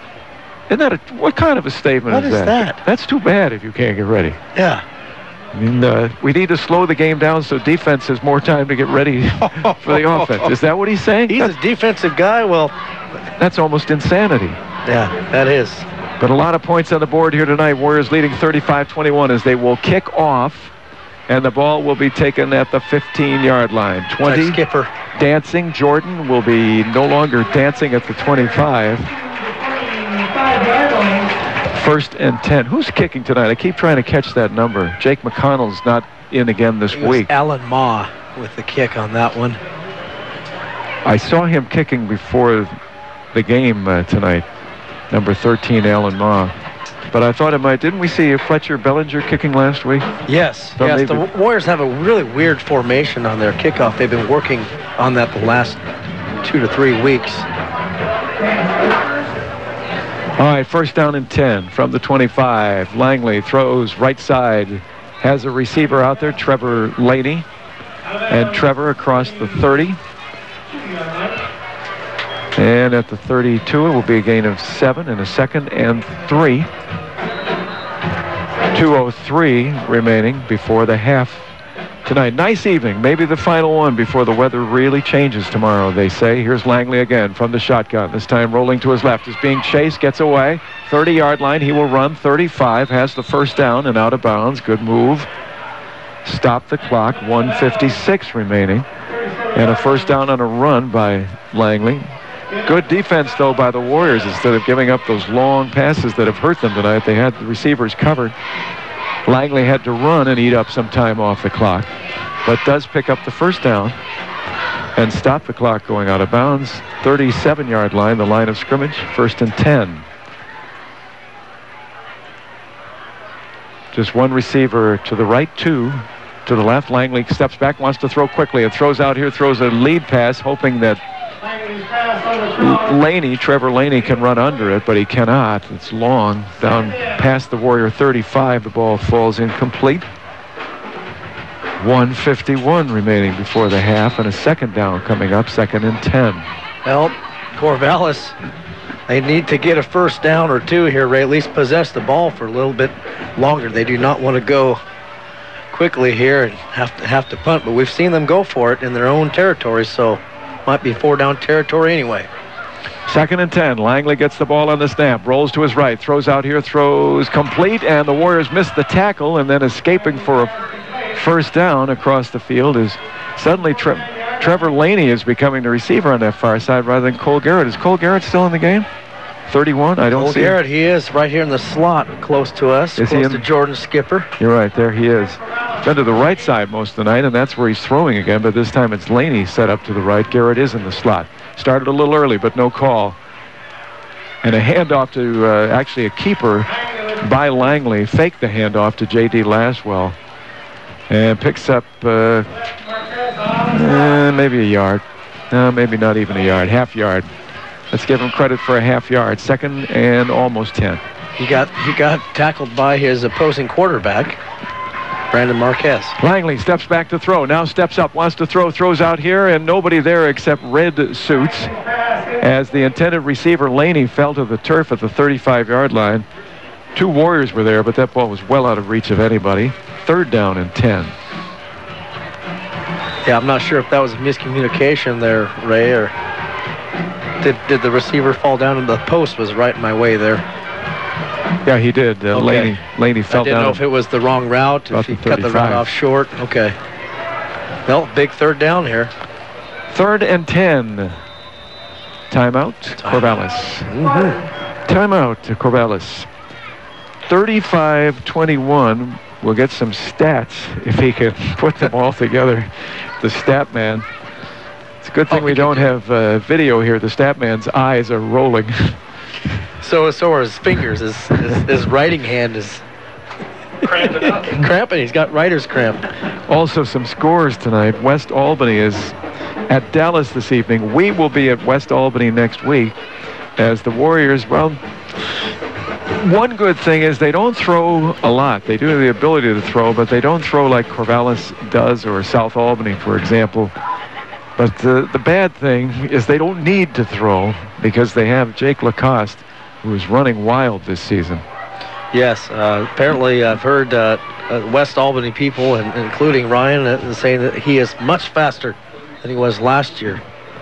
So credit to him because he is having an unforgettable season so far. 3rd and 10. Spartans try to find some magic here after the timeout. Langley dances, has to step up and run, but he does. 50, 45 will get the first down. 40, and he will run out of bounds. Nice job by him. 35. He was almost tackled in the backfield. He just missed his ankles, and when he escaped, he was able to elude some defenders all the way down into Warrior territory at the 36. So Corvallis needn't worry about perhaps kicking to the Warriors before the half ends. 36-yard line, 1st and 10, and the Warriors need to worry about another touchdown potential for the Spartans. They got the 14-point lead back. I was just going to say both teams have one more timeout left, and Lebanon chooses to use it now. Maybe to get some instruction here from Coach Jim Phillips, the defensive coordinator. The Warriors try to discuss things defensively to keep Corvallis out of the end zone. They've had a 14-point lead. They led 14-0. They were tied at 14. They led 28-14. And it was 28-21, and now back to the 14-point lead at 35-21. And they'd like to keep that intact before the half if they can. Next week we will be at West Albany, and that will be on Friday night again. So during the morning update, when I talk about the weather for Friday evening next week, I'll be correct. Yes, you will. All week long I kept saying, uh-oh, they're saying rain for Friday night for a high school game. It's a good thing I'm not home tonight. Finally remembered it was Thursday this week. In-service day tomorrow, no school, incidentally. Here's Mather and Langley to throw. Steps back now, steps up again. He'll have to run again. Receivers again covered. Warriors doing a better job of getting those receivers covered. But Langley runs well again and runs inside the 30. But he is brought down inbounds, and that keeps the clock running. 46, 45. 33-yard line. 2nd and 1. Langley steps up again, wants to run, and he does. He runs forward for the first down. It didn't looked like he was going to throw that time. He did look downfield, but only took a split second. When he wants to throw, he'll roll out and take more time. But he runs forward. Maybe that's it. Maybe they told him just keep moving. Well, yeah, and it looks like in the Red Sea parts, because the Warriors are thinking pass, they're totally fooled, and then he does a little quarterback draw. 22-yard line, throws towards the corner, the incomplete, near the end zone, incomplete. 2 defenders over there on the intended receiver, Trevor Laney. Brandon Marquez and the new guy, John Seitz, out there in coverage. John Seitz seeing a lot of action here coming from Elmira. Yes, he is. There's no waiting in high school, if you have to move in, just moved into this area. Just moved into the area, and he's already played. He already played some games for Elmira, so he's already got his practices in. 2nd and 10 from the 22. 19 seconds remaining. Langley throws and almost. What did he hit? It looked like he hit Luke Rapay. Yes. With the pass, but Luke Rapay wasn't thinking that ball was anywhere near him. He had no idea that the ball was coming his way and it hit him. And he's a catcher. He just wants to catch. Come on, Luke. Eventually he will catch. Why don't you tell me at halftime why we have not seen Luke Rapay on the counter in the last few weeks? And we were picking up a lot of yardage with that a few weeks ago, and it really has been absent for the last couple of weeks. 15 seconds from the shotgun Langley. This time he will roll to the right. Oh, he's being chased. Turns. He is running for his life, but he is brought down for a huge loss at the 37-yard line. The line of scrimmage was the 22. The Corvallis calls their last time out with 3.5 seconds left, Ray, but Mather and Langley knows better. He should have gotten rid of that ball. Boy, I am surprised that he didn't. Timeout for Corvallis. I don't know why he wouldn't throw. I mean, he had a chance once he escaped to turn around. He was well out of the pocket. Been no intentional grounding. He was out of the pocket from the start because he rolled out. Putting a little time on the clock here. 3.5 seconds. It looked like the official. Yeah, I think so, Ray. And it's going to be about 4th and 24 at the 36. Well, it's part of 37. You know, it's more like 4th and 34. 6 seconds remaining.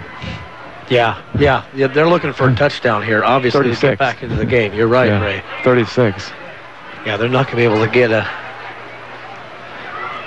first down. 4th and 36 for a touchdown, because that's what they need here, probably, to get time for another play. Langley. And the whistle blows. I think George Skipper. Somebody jumped. Skipping too quickly. False start. Second time tonight for Jordan. Little anxious, little angst. Skip to the loo. Maybe some of them want to skip to the loo with it at this point. It's a long time out of that field for the first half. Things were running quickly in the first quarter, but this has been a long half, hasn't it? With the passing, incomplete passes by Corvallis. Stops the clock. You don't see his teams throw as much as Corvallis is doing tonight. Completing many, but the incompletion stopped the clock each time. And a lot of timeouts.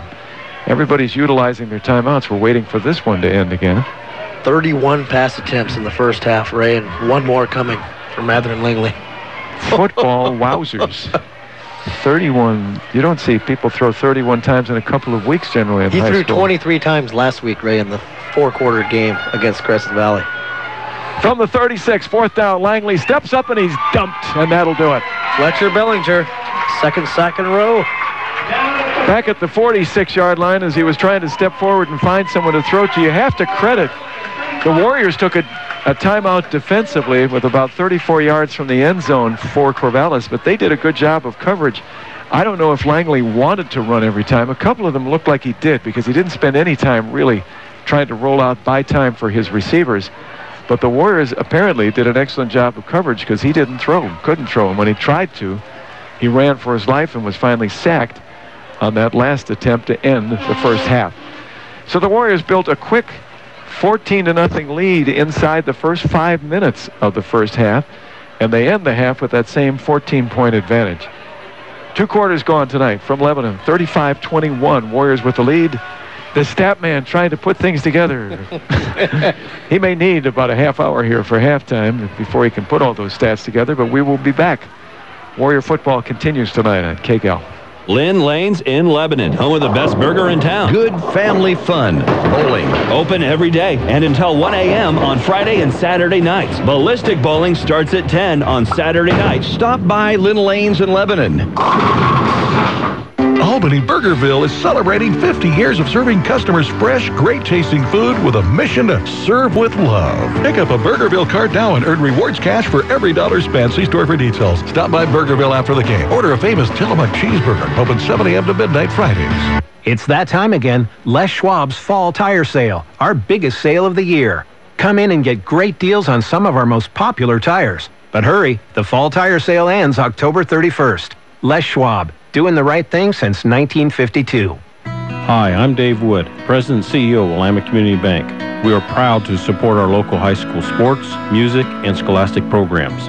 Be part of the team and get behind our schools and our future leaders. Willamette Community Bank, service like no other. We promise. Member FDIC, equal housing lender. KGAL. Well, the Lebanon High School dance team is on the field. The Warriors do a really nice job here. Maybe the difference is in the field. The field looks so attractive, but the choir has been outstanding with the national anthem that they've done and the band playing the national anthem. The band appears, the last couple of years, I've mentioned for several years, there was a time when we would do basketball games, Rob, and that Louie really sounded off key. Yeah. But for going back maybe 4 years now, they have really put things together each year. I don't know if the band becomes larger, but they do a very nice job now. And the high school dancers, a nice routine, very well coordinated at the center of the field. Things look good. It's a nice football night now. And add on to it the beautiful new facilities.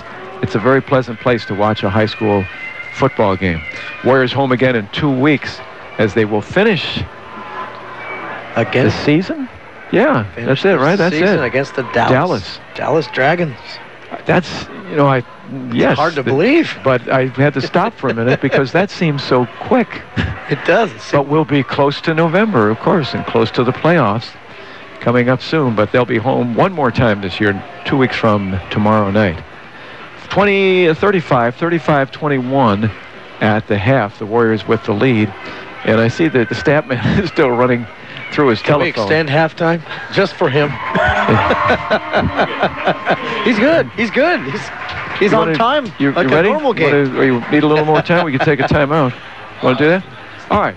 We'll take a timeout and give the stat man, Scott Landgren, some time maybe to pick up some scores here. I think he has all the statistics together in a high-flying first half with the Warriors and the band about to take its place on the field right now. 35-21, Warriors at the half. We'll be back. We'll get those stats next on KGAL. Good, tasty food. That's why Bing's Kitchen has been a lunch and dinner favorite for over 40 years. Choose Chinese or American meals that can satisfy the entire family or a gathering of up to 40 people on the South Santiam Highway in Lebanon. Choose Bing's Kitchen, where the food simply tastes best. We're Linco Federal Credit Union. Keep your money in Lynn County with Linco Federal Credit Union. Enjoy a visit with one of our friendly staff at a neighborhood branch near you today. Linco Federal Credit Union in Albany, Lebanon, and Sweet Home. In Lynn, you're in. 1580 KGAL. Welcome back, and thank you for joining us tonight. Football at 1580 AM, locally owned and operated KGAL Radio. I'm Radio Ray, Rob Allen, here with the play-by-play. And very busy with the thumbs rolling all night long on the phone in which he keeps the stats. Scott Landgren is here. Yes. Not a quiet night. We've had some quiet nights for you recently, but not this one. No, this is anything but quiet. And I was talking with Etta King, who does the concession stands down there, Coach King's mother. I said, well, I really think this is going to be an offensive showcase for both teams, just judging by, what's been going on. And so far, we've been right.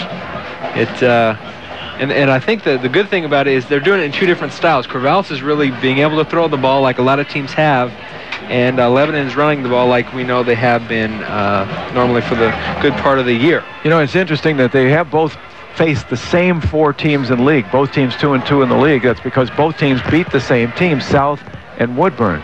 But Corvallis gave up more points to Woodburn and South than the Warriors did. Right. But they scored rather easily against those teams too. So the question, I don't think there was any question that the Warriors could score tonight. The only thing I wondered about whether Corvallis, how many points they could put up.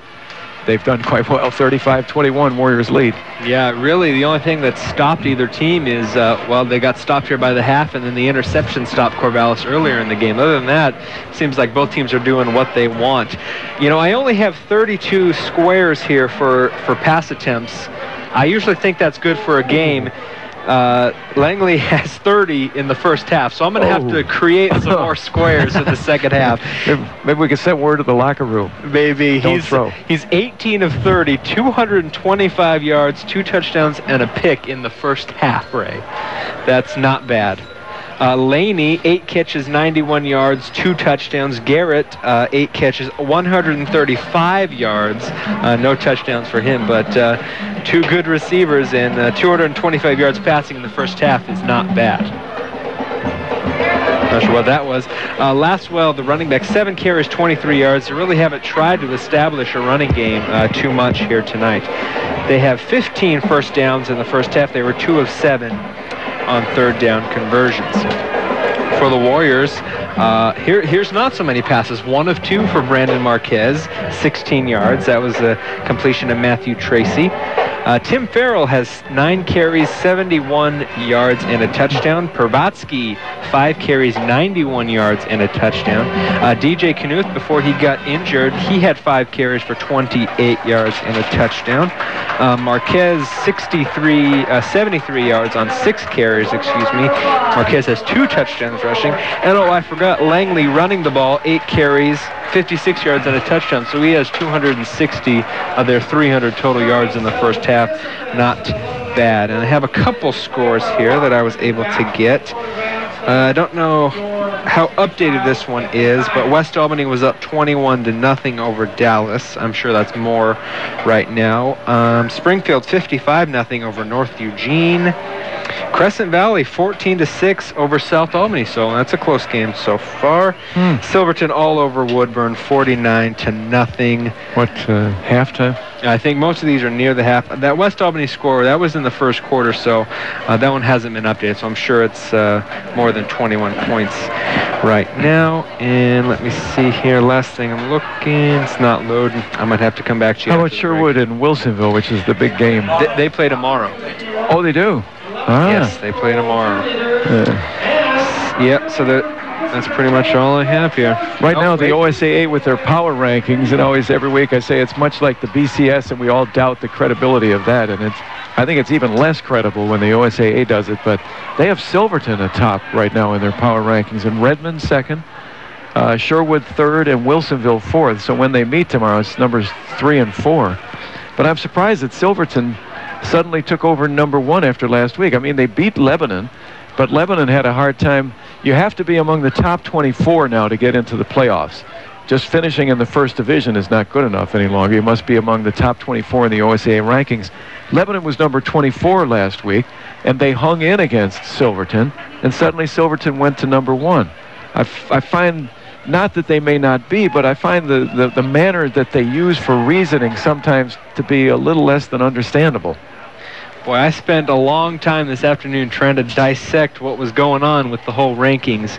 And, you know, I wrote down the formula. It's 25% your weighted winning percentage, 50% opponent's winning percentage, and the 25% opponent's winning percentage. Now, when you say weighted winning percentage, for example, what does that mean? They judge whom you beat and... Right. So a home win is worth 0.8 of a point, 0.8 if you win at home. And it doesn't matter whether you play close, for example, the Warriors playing well against Silverton. That doesn't matter. No, it's a matter of where the game is and if you win or lose. And only the outcome. Yeah, and but they're weighted, and a road win is 1.2 points, so you get more for a road win than a home win. But see, a home loss, you lose 1.2 points. So you get the same number of points for beating Woodburn on the road as you do for beating West Albany. Right. Well, that's crazy. Well, it is, but the big thing is your opponent's winning percentage, because that's 50% of the formula, and then their opponent's winning percentage. So you get rewarded. Well, that's crazy too. I know, but you get rewarded for playing good teams, Ray. It's not a good system, I don't think, but it is what it is. And I had baseball scores 1-1, Yankees, Orioles in the 12th. Oh. And the Tigers are up 2-0 in the 6th over the Athletics. Wow.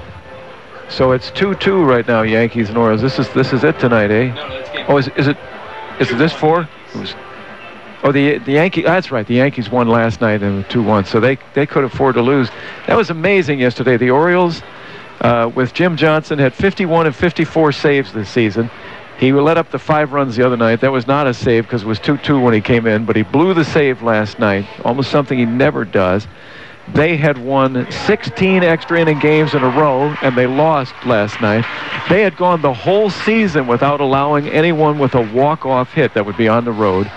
They were the first team to do that, I think they said, since 1900. Wow. That's hard to believe that everybody loses a game somewhere on the road in the 9th inning during the course of the season. But they also blew that last night with the Yankee victory. That was amazing. And Raul Ibanez, former Mariner. Yes. And most recently the Phillies. The Phillies are the ones who gave him up recently. But he did that against the Red Sox a couple of weeks ago. I had the MLB Network first time this summer. What a terrible summer of all years to get that thing. The Red Sox, every time I tuned in, I wouldn't watch the whole game. I tune in and the other team would either be scoring or be some critical point at which they were about to score every single time.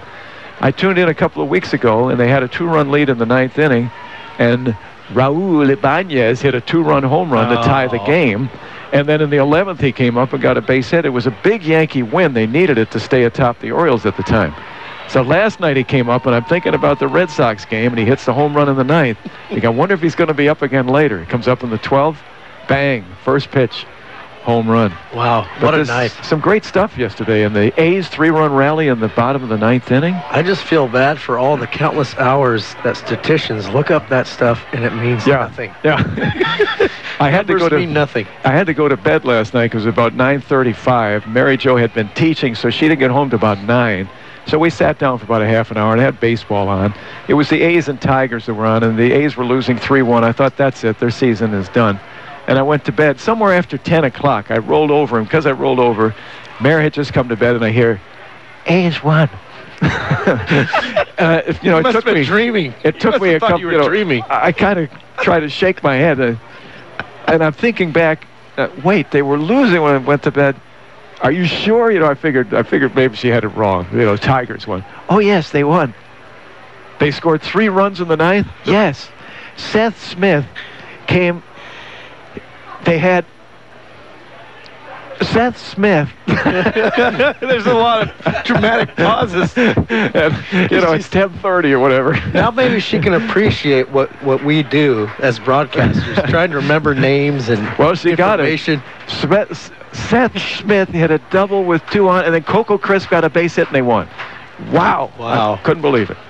Well, here's where we are, 35-21 at the half. The Warriors have the lead tonight. Hopefully they can hang on to this lead and take 4th place in the league. That's what they're playing for this evening, really, is to finish 4th in the league, I think, this year. Both teams are 2-2. We'll take this time out. We'll be back, and we're close to the start of the second half tonight on KGAL.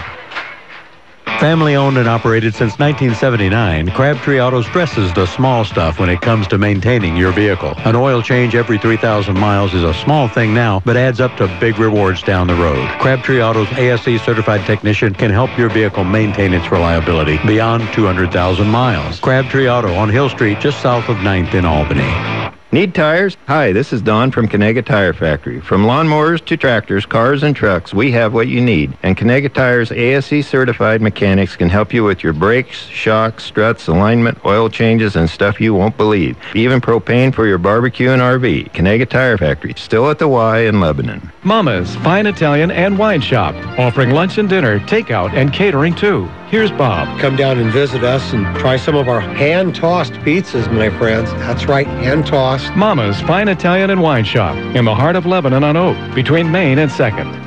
The Walmart Superstore is exactly that. One superstore with virtually everything you might have on your shopping list. Everything you need, a great selection, and of course, lower prices always. The Walmart Superstore in Lebanon. KGAL. Speaking of baseball, Yankees and Orioles are tied in extra innings tonight, and Detroit leads the A's 2-0 in the 7th inning. Justin Verlander, who won his last 4 starts. One of the big reasons the Tigers were able to overtake Chicago is pitching tonight. That's going to be awfully tough. And once again, the A's have a rookie. Is it Peterson? Parker. Jared Parker is pitching. They had at one point, with a week left in the season, the A's had 94 starts by a rookie. And the only team to ever make the playoffs, the highest number for a team to make the playoffs with the highest number of rookie starts was something like 47 by somebody. Oh, blew it out of the water. And the A's had, with a week left, at 94, and certainly several of those pitchers that started in the last week, they probably wound up with 97, 98 starts in the season by a rookie pitcher. Over half. Amazing thing. I tell you what, these numbers right here, I'm getting a headache with all these numbers from our game and from the baseball world. It's overload. Better sit down again before we start the second half. They put the 3 minutes up after they let the clock expire at halftime, and we have about 3 minutes to start the second half. Warriors are back in their home uniforms tonight, the white pants, the red jersey with the blue striping and the white numerals, and Corvallis in white on the far side with the blue numerals. I was at the OSAA website this week, and I noticed that they had uniform rules. You ever seen those on their website? No. It's kind of interesting. That the visiting team will wear white. Have white. I don't know. It's something with the visiting team will have white, but then there's a description of what you can do with the white. I always thought the home teams would be wearing the white colors, but I guess most of the schools have their school color, which is not necessarily white. So the road team wears white with a certain restrictions of letters for the piping and the size of the letters, and it's rather, go to osaa.org and check it out. I think it's just interesting, the NFL, how some teams, like the Cowboys or the Redskins in that division, they'll wear white for home games. A couple weeks ago, the Bears wore their home uniforms at Dallas. I think that's the opposite of that rule. Well, whatever you want. The Ducks could not play high school football according to the OSAA. No. With their uniforms, they would break all of the rules. They have very stringent uniform rules. 200 different combinations. Unbelievable. You're stealing. Here it comes. Husqvarna. And Husqvarna headquarters in the valley is Cascade Outdoor Power Equipment. You'll find Cascade Outdoor Power Equipment near the airport on Airway Road in Lebanon. We thank all of our sponsors, and we invite you to stop by. If you need any of the products or services we mentioned, these are local businesses. Take pride in their business. And a reminder from the Lebanon High School Booster Club, please consider becoming a member this year. We ask you every year. It is important. They need as many bodies to assist in every aspect of high school life as there can be. Help to make Lebanon the best high school it can be by joining the Booster Club. Call the office for more information. And they have some excellent Warrior paraphernalia, which I bought for you a few weeks ago, which you'll be using soon. I've got it up here tonight. I thought it's getting cooler here tonight. Can you feel that cool air coming in? It was 59 degrees about 10 minutes ago, Ray, but it's dropping. I may put it on, that sweatshirt. I'm going to appreciate that before the season is done. 35-21 coming down to the final seconds here. The Warriors will kick to start the second half. And Corvallis, who put up most of their yardage passing in that first half, again, even with a it wasn't fourth down, but it was whatever down it was, they only needed like an inch to the goal line, and they passed out of the shotgun. First you'd expect them to take a snap. Yeah. When you're a half inch away. Not just to go into the shotgun formation, but a snap under center. Here's the kick. It will bounce low. It will be taken at the 30 by one of the up linemen. 35. Corvallis will get good start position out of this, close to their own 40-yard line. 1st and 10 to begin the second half. 35-21. 14 points. The Warriors' largest lead. They had it at 3 points, 14-0. They were tied at 14. Led 28-14, then 28-21, and now 35-21 as we start the second half tonight. Warriors at West Albany next Friday. Here's a stat for you, Ray. 48 plays for Corvallis, 25 for Lebanon in the first half. That's 73 plays. Wow. 48 for Corvallis. 48. Here's Langley. Again, he fakes the handoff, and he will run, and he gets back to the 40. That could have been intentional. They did have a keeper for him at least once in the first half. He faked a handoff to J.D. Laswell, but... A flag on the play, face mask. It's a face mask on the Warriors. He was running a lot near the end of the first half. Now you have a little more time to span the field. Was it because the Warriors' defense was so good at the end of that half? Receivers covered? Yeah. I'm asking Scott here, by the way. That was the second option. He had to take off and run. Well, that's good to hear. The Warriors are starting to cover some receivers out there. He picked up about 5 on the first down at the 45-yard line, their own 45. At 2nd and 5, Langley will throw this time. Throws out here and throws, and it is incomplete, intended for Jordan Skipper, and it went off the hands of Matthew Tracy, who almost had his second interception. He got one hand on that. I thought you were going to say intended for Matt Tracy because it certainly looked like he was the receiver. He had great position there. I thought he was going to come up with it. He just smacked his hands. He knew he had another one. Not an easy catch, though. He had to catch it with the hands. It was high and slightly over his right shoulder. But he knocked it away incomplete. So 3rd down and 5. Langley will roll out to his left. Throws out here and throws incomplete. And this one is grabbed by Tracy. 50, 45, 40, 35. Stumbles. 30. Still on his feet at the 20. Turns, reverses. He will score.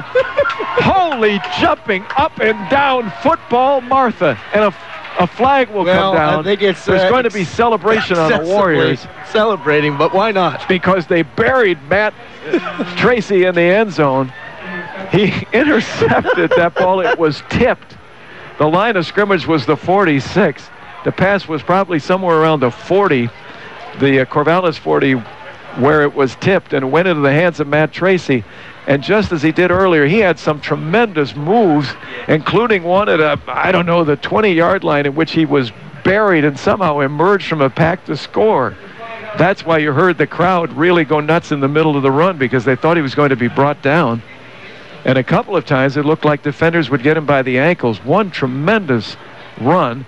He's credited with 54 yards on the interception, and this time he got the touchdown. Last time the ball, after 68 yards, was stripped at the 1-yard line. Fortunately, the Warriors recovered and scored. But this time he gets the interception, gets the touchdown, I should say, and it's 35-21. Boy, Statman Carruthers was giving the yardage for the receivers for Corvallis at the half, Ray, but we didn't know that one of those receivers would be Matt Tracy. He's got a lot of return yardage on these interceptions. He's over 150 in return yards. The ball was tripped, I think tipped. It was Jordan Skipper, the intended receiver. By the way, they have 35 up on the scoreboard, and I wanted to say... Unsportsmanlike, marches it back 25 yards, Ray. It's 34-21. But they had 35 and read it off the scoreboard. They've given them the extra point. There's no way they're going to get the extra point. As the unsportsmanlike conduct for celebration, and as they piled on, it was an incredible run by Matt Tracy. One you'd have to see on camera to see how many tackles he eluded. There is no touchdown, Ray. I'm sorry, I don't mean to interrupt you. There's no touchdown. Oh, no touchdown. What? No touchdown. That must be a new rule. Boy. That must be a new rule. 35-21 was the score just a moment ago. Keontae Davis. And will gain to about the 26. Now, you explain that to me. He scored the touchdown, and then the celebration would be after the touchdown. How could there... Yeah. The flag did not come down until the celebration, so the flag really could not have been on the play. I am baffled right now. But it had to be on the play. He was raising the football about the 3-yard line, Ray, in celebration, and that was... Maybe that's possible. It. That's during the play. So that was during the play. Here's the handoff again to, who did you say this young man was? Keontae. Over the 25-yard line. Keontae Davis. That has to be it. If the flag came down really much later, because it didn't come down until they were piling up in the corner of the end zone, so it appeared to be at that point, and that would not negate the touchdown. But it had to be, if you say he raised the ball, the flag had to be because he was celebrating before he got to the end zone. Therefore, they get pushed back. And now 1st and 10 at the 22. Or were they back at the 40? 1st and 10 from the 22.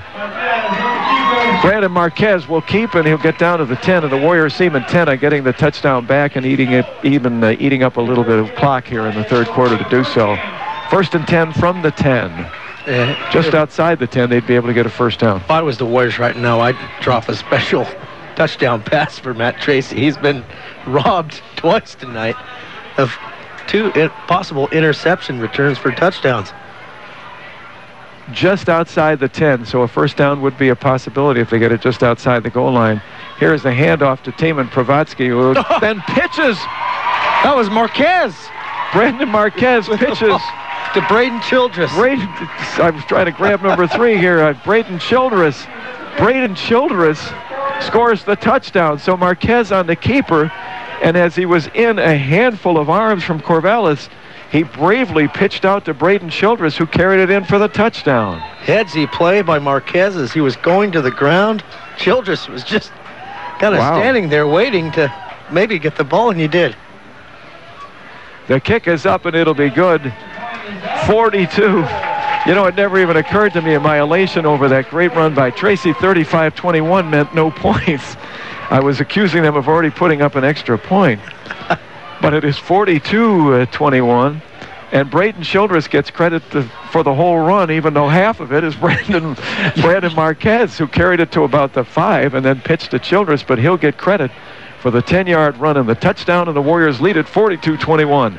9:51 remaining third quarter. We'll stay here as they're just about ready to kick off, as the kick team comes on the field for the Warriors. A reminder, for a complete fitness experience with cardio machines and weight training, check out Lebanon Racquetball and Fitness. Open 7 days a week, 24 hours a day. Look for Lebanon Racquetball and Fitness on Sherman Street in Lebanon. 42-21. Boy, you'll never see anything weirder than that. They call it the celebration because he raised the ball during the play. That run was so great that you certainly cannot blame him in the least for exulting with the fact that he was about to go in the end zone. It was an amazing bit of escape. It was like a Houdini run. Here's a kick that will bounce at about the 30 again. This guy does not want to return any more kicks. And be brought down. That's the backup quarterback. Brock Derrick, who came in for just one play as the backup in the first half, took it as an up lineman, and it gets to the 30, and again, Corvallis will begin at about their own 30. That was a 31-yard penalty, Ray, because it started back at the 34, and he was about the three-yard line. Well, actually more than that, because it was a touchdown. It would have been a touchdown. A flag on that play, and I didn't see what they did not look down, but they moved the ball out to the 50. Wow.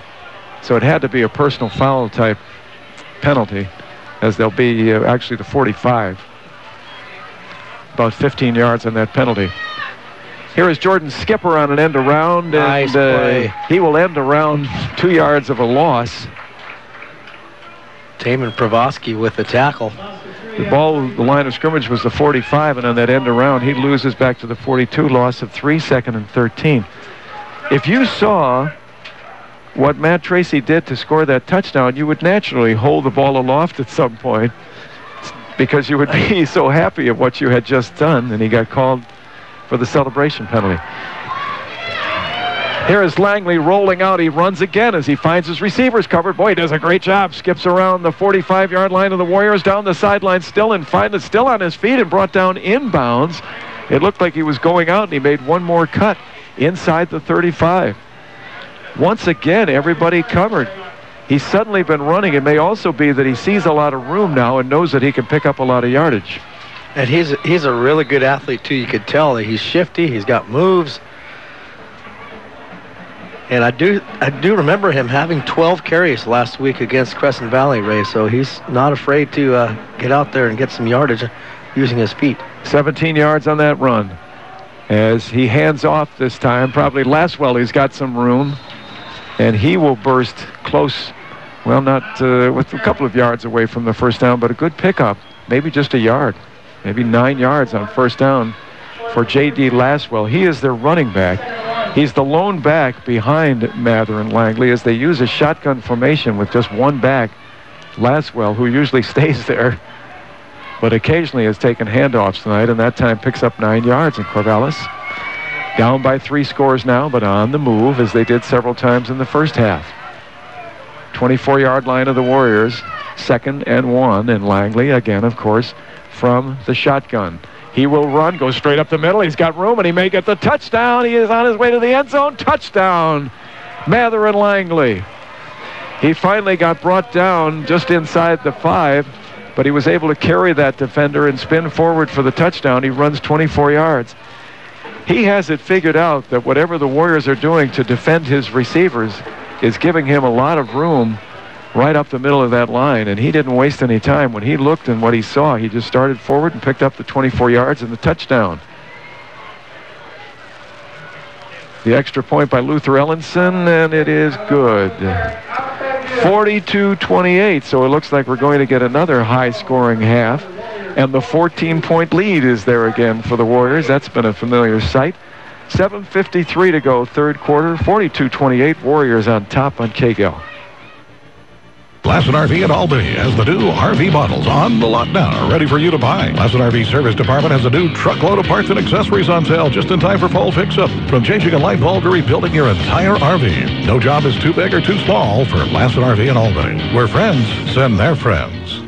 If you'd like to do it yourself or need helpful advice doing it, your neighborhood Ace Hardware and Contractor Center can help. Economy Supply Building Center has been that helpful place for over 58 years. Economy Supply Building Center, where Highway 34 becomes Tangent Street in Lebanon. Your Mid-Valley home of the Lebanon Warriors. News Talk 1580, KGAL, Lebanon, Albany, Corvallis. 42-28. Is the score. The Warriors up by 14 again. That's been a familiar sight tonight. They led 14-0, 28-14, 35-21, 42-28. And that's where we stand right now with 7:53 remaining in the third quarter. Right now. That's where we stand right now. Onside kick, and Corvallis may have recovered it. It was bobbled up front by one of the Warriors. Corvallis had a host of players there, but we'll see if the Warriors got it. Corvallis thinks they did, and they did. Wow. The onside kick. It went the 10 yards, and someone from the Warriors who was right up front in that line tried to fall on it, and it went through his hands, and Corvallis rushed forward, fell on it, and they will have first down and 10 from the 49-yard line, 44-yard line of the Warriors. I can honestly say I'm not surprised. I've just when I think I've seen it all, but down by 2 scores and your offense is moving the ball, it's, you're giving up points. You might as well try it. A chance to get right back in it here on this drive, and they've been moving tonight. Here's Mather and Langley. Wants to throw, and this time he will. Throws out here, throws long, and it is incomplete. Warriors again with a good shot at it. Brandon Marquez was there. Brandon took a jump at that ball, but that ball was just a little bit short of the intended receiver who might have gotten a touchdown. That was down around the 10-yard line, and that was Cole Garrett. We haven't seen him, and he was the receiver over and over again in the first quarter. It's been quiet for a while, but he was there that time. Had a little bit of an opening, and the ball was thrown a little short. The Warriors had a shot at it, but couldn't get it. Langley pitches out this time. J.D. Laswell, 45, and hit and knocked out of bounds and into the Warriors side of the field, into a host of unfriendly uniforms standing on the sideline. And Langley will pick up, looks like to the 43-yard line. So not that much on the play, just a little over a yard. Second down, about 8.5. Riley Wessel with the tackle. We haven't said his name as much as we did last year, Ray, as the senior linebacker stepping up his game tonight. Third down and 8.5. Cole Garrett in motion, but Langley will go back to throw. Now he wants to run, and this time they got him, and they drop him behind the initial line of scrimmage. Grabbed from behind. Looked like Fletcher Bellinger was there to bring him down as he tried that time to move up the center of the field, and this time the Warriors got him before he could break free. So 4th and 11, actually behind the initial line of scrimmage. Loss of a couple on the play. And they will kick this time, and the kick goes straight up in the air, really, and then, it takes a good bounce. 20, wow, it doesn't ever. 19-yard line.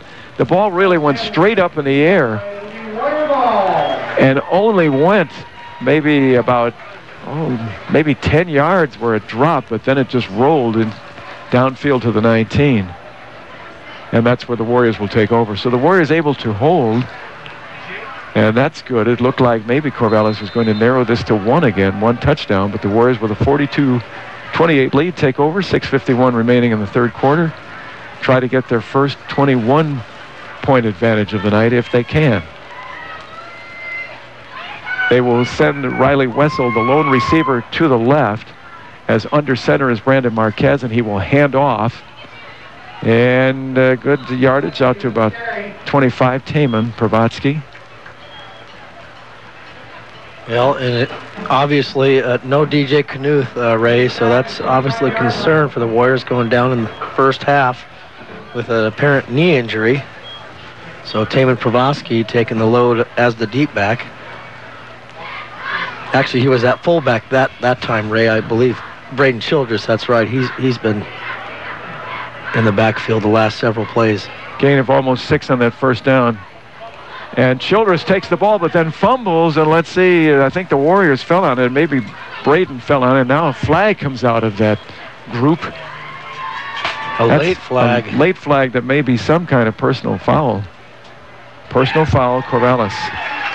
Roughing, little too much roughing the ball carrier there as he's lying on the ground. Trying to get that ball, apparently. And the Warriors did recover. And the personal foul will give them the first down besides. So it looked like it might be a disaster here. It turns into something good happening for the Warriors. Braden Childress is the third string running back for the Warriors behind Pravatsky and DJ Knuth. He's usually on junior varsity, but seeing some important, valuable time right now. An Oral Roberts moment. Something good has happened to the Warriors. As they hand off to Taman, Taman's got room. He's at midfield, and he may have fallen forward for the first down. Maybe just a little bit. I think it's a good spot. Short. They are motioning Looks like where the official is, that would be a first down, and it is. The official with his feet maybe just beyond what the chain would be on the far side, and that's in Spartan territory, just inside the 49, 1st and 10 for the Warriors. The personal foul, a big assist to the Warriors here. 5:42 remaining in the third quarter. Brandon Marquez. Brandon is going to keep, and he's got some room, and he's going to skip his way ahead, down close to the 40-yard line, a little bit shy. 41. And they'll need a couple of yards, 3 yards for a first down, 2nd and 3. The Warriors next week going to West Albany. That's back to Friday night, of course, 7 o'clock next Friday. Jake Lacoste and company, and that could be tough. Nobody has slowed him down. Even Silverton, which won by 7 points over West, they still gave up a lot of yardage to Jake Lacoste. Warriors get the first down, as Taman Pravatsky now is going to be the heavy. He gets the first down at the 35. They will use the power of Taman out of that backfield, and he powers ahead for the first down, 1st and 10. That will be senior night for West Albany next week. And nobody's been able to solve the riddle of the Lacoste, the young running back. Warriors did last year, holding him to 82 yards, but Warriors had much more team speed in defense. And they will send Braden Childress in motion here, but the motion will cause a whistle to blow. Let's see if that will be against the Warriors. Clock stops with 4:40 remaining in the third quarter. Maybe an alignment. It will be against the Warriors. Against the Warriors, back about 5 yards. So let's see. They say 1st and 10. Was it a? Yeah, they'll move it back 5 yards. Yeah. Was it a 1st and 10? I guess that was in the previous play. So first and 15. 40-yard line, maybe just over the 41-yard line of Corvallis. 1st and 15. Warriors.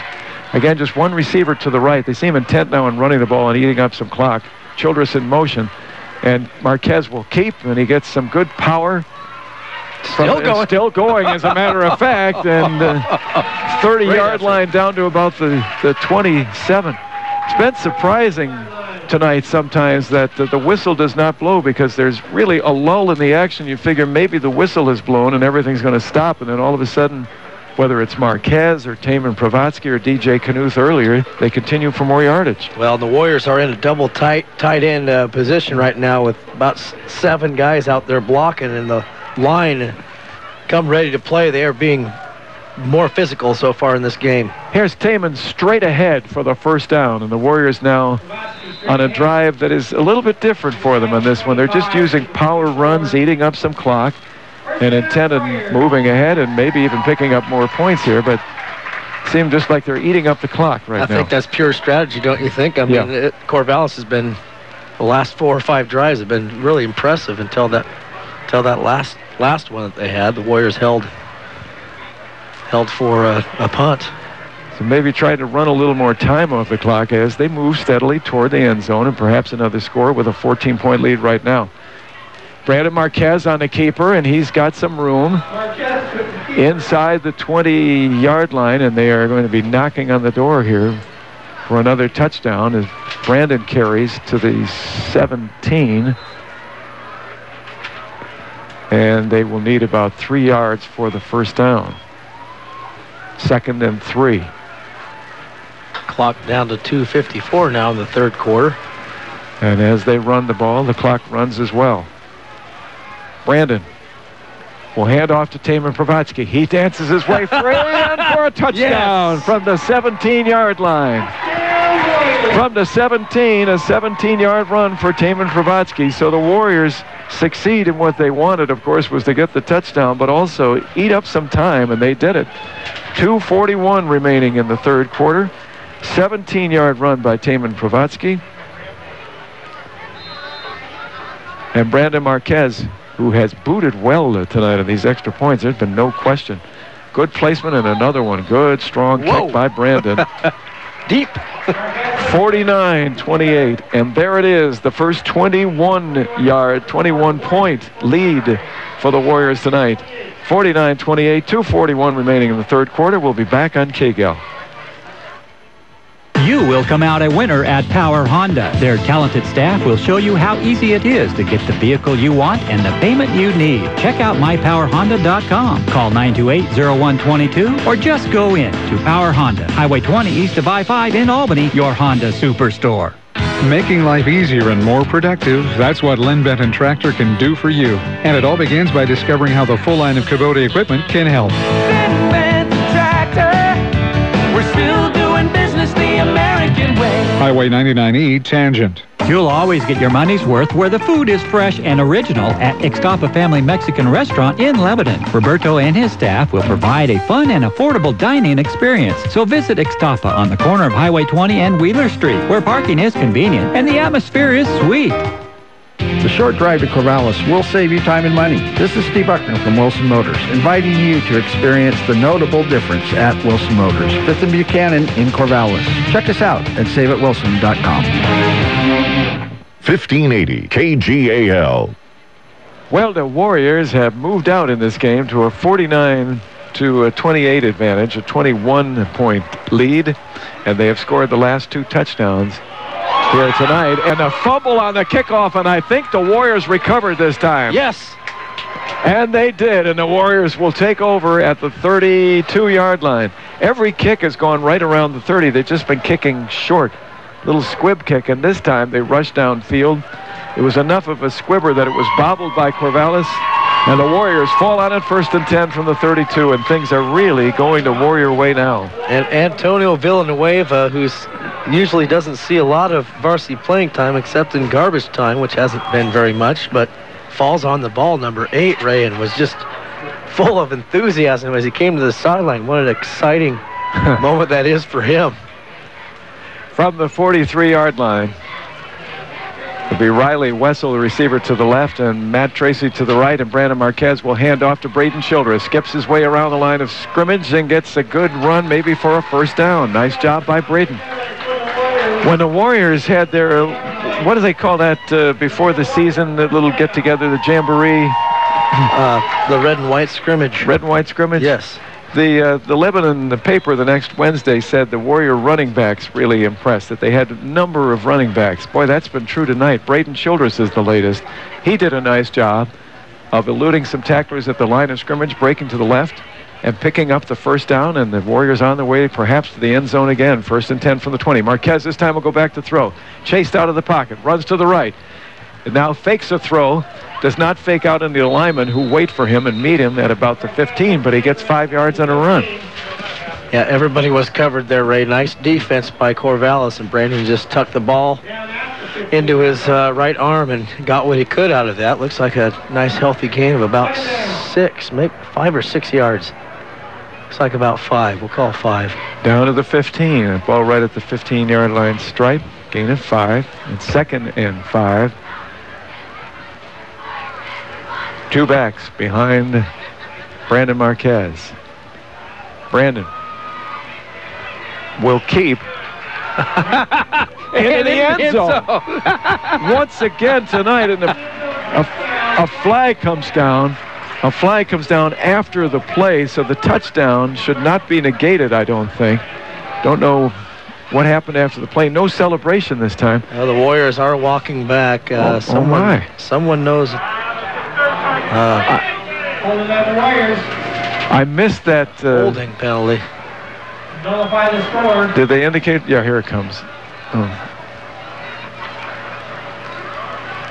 That looked like a block in the back. Yeah, it was. I think it was, yeah. The flag came down late. He was already in the end zone. I don't know when the block in the back, because it was after he was in the end zone. The block in the back obviously occurred earlier than that, but it's a block in the back that will cost the Warriors the touchdown. And the officials will discuss things here, but they're discussing it with a Corvallis player. I don't know why he's in on the discussion, but he is. That seemed like a late flag. It seemed a little tardy. It did, and I'm not even certain if where it happened on the field or if it was even not remotely close to where Brandon was, but it's a penalty nonetheless, and the Warriors still trying to plug this ball in from about the 13. So it's still first down with the penalty. From the point of the penalty, the point of the block in the back, it's 1st and 3. And here's Braden Childress skipping his way for, I think, well, no, maybe he didn't get there. Yes, he did. I think he got a first down inside the 10. Yeah, he did. It's an angle a little hard to judge here, but when you see the tacklers removed, he has a first down at about the 9-yard line. So the Warriors still on the move here. It just seemed the timing of that flag was a little bit strange, because the block in the back had to occur before Brandon went in the end zone. He was in the end zone for maybe a count of 1, 2, 3, and suddenly the flag came down.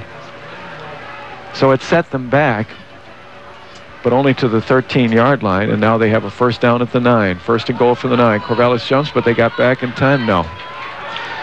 And some Warrior fans upset that the flag is thrown. Half the distance to the goal line. The 4.5-yard line is where the Warriors will begin with a first down and goal. Up by 21 and presumably on their way to a 28-point advantage. I think this is the way that we kind of saw this playing out, that yes, there could be some points, but eventually, like they did against South Albany, that maybe they'd move out to a sizable lead. Yeah, and with these drives, with this drive, Ray, they're starting to wear down that Corvallis defense. Here is the first down, and I think it's a keeper by Brandon Marquez, who He's crosses the goal line for the touchdown from the 4.5. It's Childress. Oh, is it? I think it was number 3 there. All night long, yeah, it is. You can see that they're celebrating here. A little shoulder bump for Braden Childress, gets his first touchdown. All night long, they have been in a battle where they get pick up a couple of yards. You think maybe the play's being blown dead, but it's still going because they're still on their feet. Same there, and suddenly they push into the end zone. Well, and the extra point good. Kick is good, but it's just poor tackling by Corvallis because they're there to make the play, but they're just not wrapping up the Warriors very well tonight. And they don't have the size to bring the ball carrier down. They stay on their feet for a long time and just keep those legs moving, and eventually what appears a play that has been stopped, all of a sudden you'll see this burst. It's happened over and over again tonight, and it happened there with Braden Childress. That play appeared to be stopped, and it might have been that Marquez and Childress on one of those where you hold the ball, the quarterback holds the ball a long time until he decides to hand off. Childress gets the touchdown. Marquez again boots the extra point. That's 8 for 8 for him tonight in extra points. That's great. 56-28 is the score. The Warriors about to get their 3rd win of the season. They'll be 3-2 in the league and 3-4 on the season. Corvallis will fall to 3-3 in the league and 3-4, or rather 2-3 in the league and 3-4 on the season. And the Warriors will take over 4th place in the Mid-Willamette Conference and would appear that they will be a first division finisher, even should they be defeated by West Albany next week. They would have a tiebreaker with Corvallis. Corvallis also has to meet West Albany the following week to finish the season. Here's a long kick for a change, 25-yard line or 15-yard line, and out to the 25, maybe a little short of the 25 on the return. Warriors have kicked short all night, squib kicks that land about the 30, and they got the last one on a recovery. As the ball was bobbled, they got the touchdown. This time they kick a little longer. Back to the 15, kick return to the 25, 1st and 10, Corvallis. 29.9 seconds remaining, 3rd quarter. And 56-28, the Warriors on top, but good tonight. Matherin Langley takes the ball and throws out here, throws complete. It's dropped by Cole Garrett. He had it in his hands and he started to run before he secured it at the 30-yard line.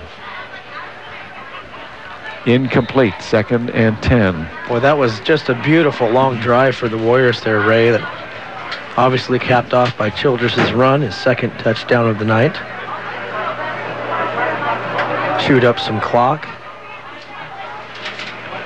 Here's Langley, takes a deep drop, will throw the screen. Throws the screen to J.D. Laswell, who has it at the 30, and some good tackling by the Warriors. Matthew Tracy is there.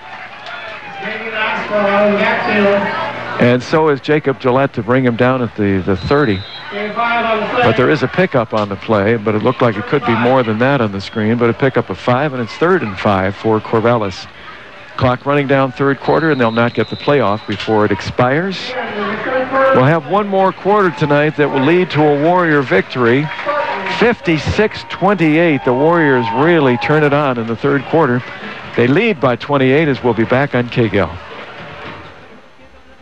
Has your stove lost its heat? Is your fridge or freezer no longer cold? Does your washer leave soap in your clothes, or has your dryer stopped tumbling? Then who are you going to call? Like New Appliance at 259-1131, of course. Like New Appliance, where every appliance shines like new. Lynn Lanes in Lebanon, home of the best burger in town. Good family fun. Bowling. Open every day and until 1 a.m. on Friday and Saturday nights. Ballistic bowling starts at 10 on Saturday nights. Stop by Lynn Lanes in Lebanon.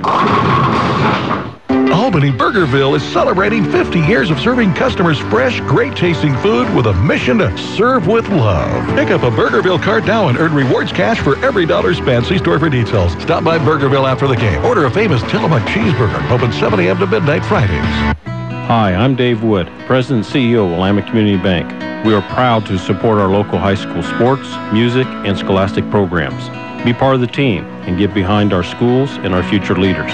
Willamette Community Bank. Service like no other. We promise. Member FDIC, equal housing lender. KGAL. Matherin Langley will throw a complete here as we start the 4th quarter. 56-28 Warriors. And the ball is moved out to the 39. It'll be a 1st and 10 for Corvallis. First pass completed in a while for Matherin Langley.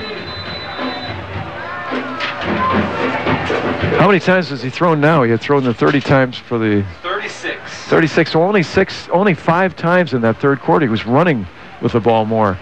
He fakes the handoff, play action. He will run again, and he skips around and picks up good yardage, close to the 1st down again. If they give him a good placement here, he will get the 1st down right at the 49-yard line. That's where they needed to get, and it looks like they will give him.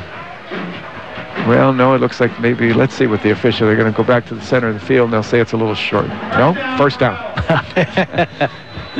1st down. They move the chains. 1st and 10. 49-yard line, just short of the 49. Langley has operated from the shotgun all night. Why should he change? He does not. Awaits the snap.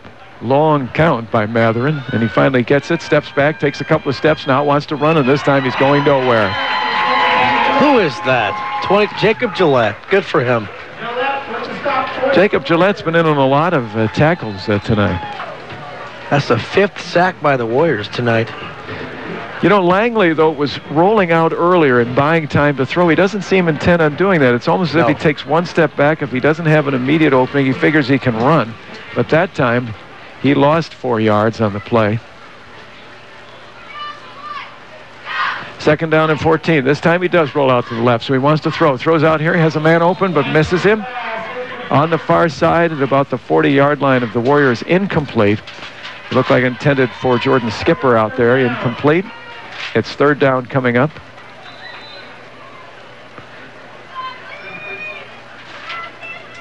Boy, it's almost like I feel like I'm in a marathon here tonight. I can't tell you. It's just I feel exhausted. I really do.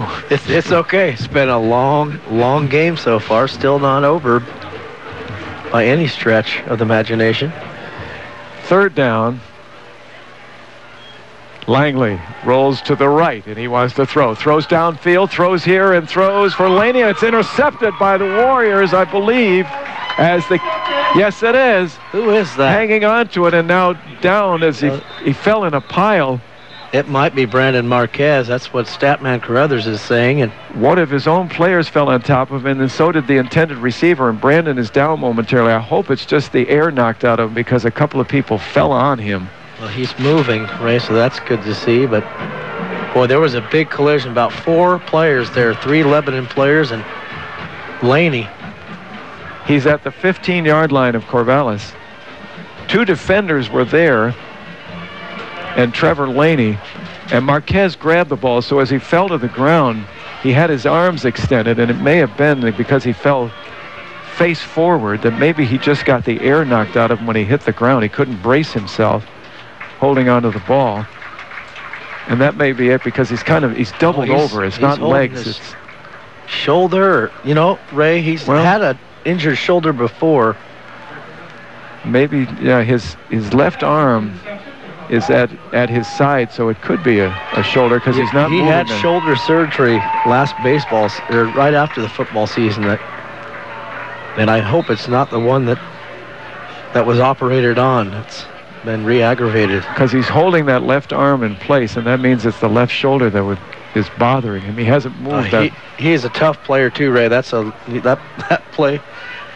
That man is young man is in pain. They're reaching up to the left shoulder. He's holding that left hand in place right at the left knee, and he can't move that arm, so it's the shoulder that he hit. Keontae Davis up the middle. A first down run to maybe the 22-yard line. Brandon Marquez, though, does get credit for the interception. He's played a great, complete game. And I think it's because he reached out for the ball, and he was falling forward, and then his own teammate and also Trevor Laney, the intended receiver, both fell with him and on top of him, and he was just stretched out, had that arm stretched out, and couldn't set himself properly for the fall to the ground. A carry up the middle to the 30. The Warriors will get a first down, which really doesn't matter anymore at this point. We may get some new people in at running back for the Warriors. That's right. Sam Patterson was there. Is he a running back? Sam Patterson is normally a lineman. A wide receiver, linebacker. Wide receiver.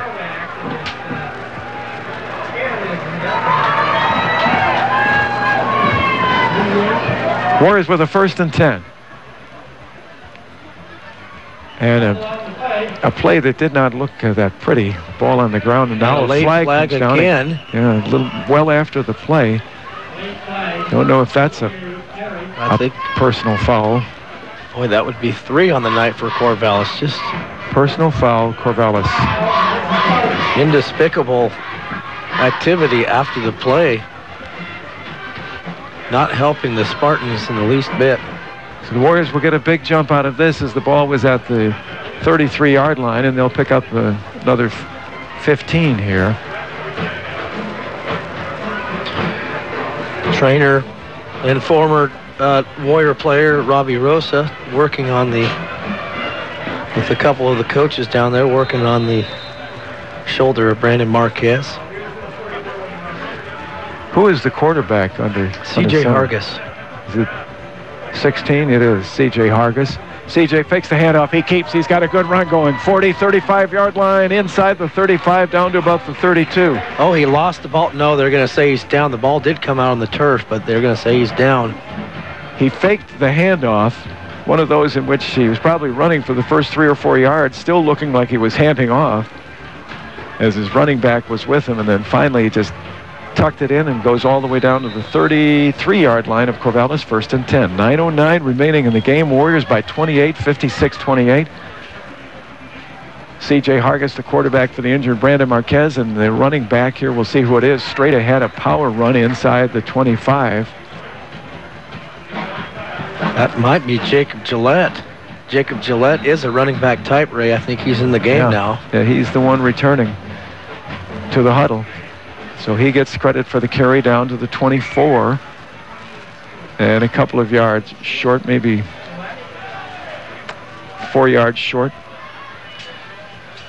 The handoff, and see who this is. It is 41 in the ballgame. No, there is no 41, Ray. Let's see if I can find out who that is. It's a JV type player. First down, incidentally. Good carry as they're just moving that Corvallis line at will now. 15-yard line, 1st and 10 for the Warriors.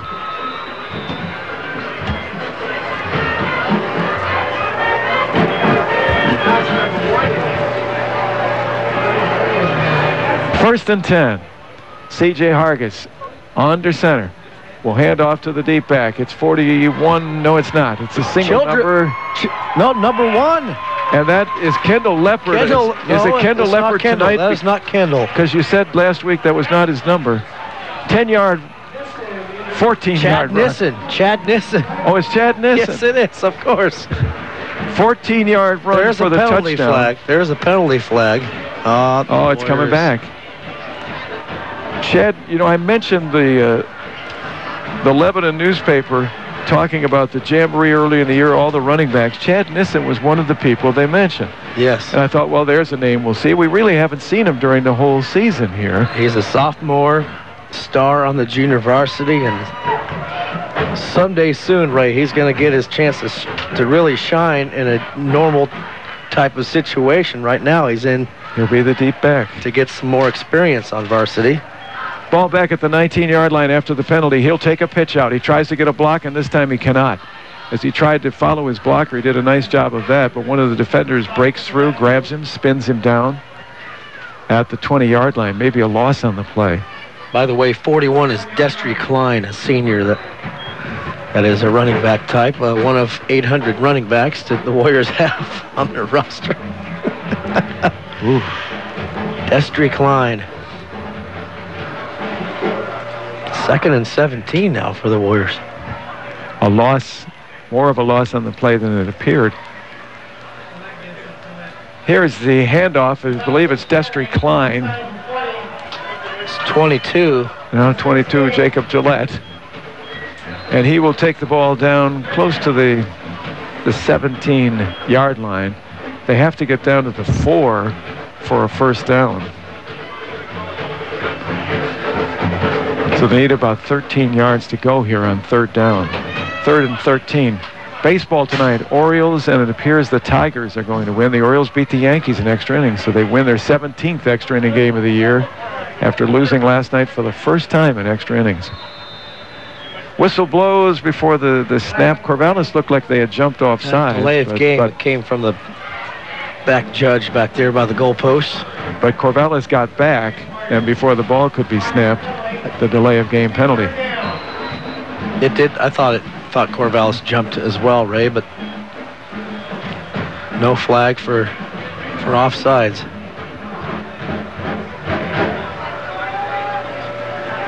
So they're all the way back at the 21 now, needing to get to the 3-yard line for a first down. And here's Chad Nissen, who makes most of those 3-4 yards on his own. And the nice thing is the clock keeps running with these running plays, whether they are successful or not. 6:33 to go. Brings up 4th down for Lebanon.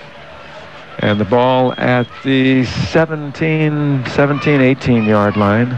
You need to get to the 3, so 4th and about 14.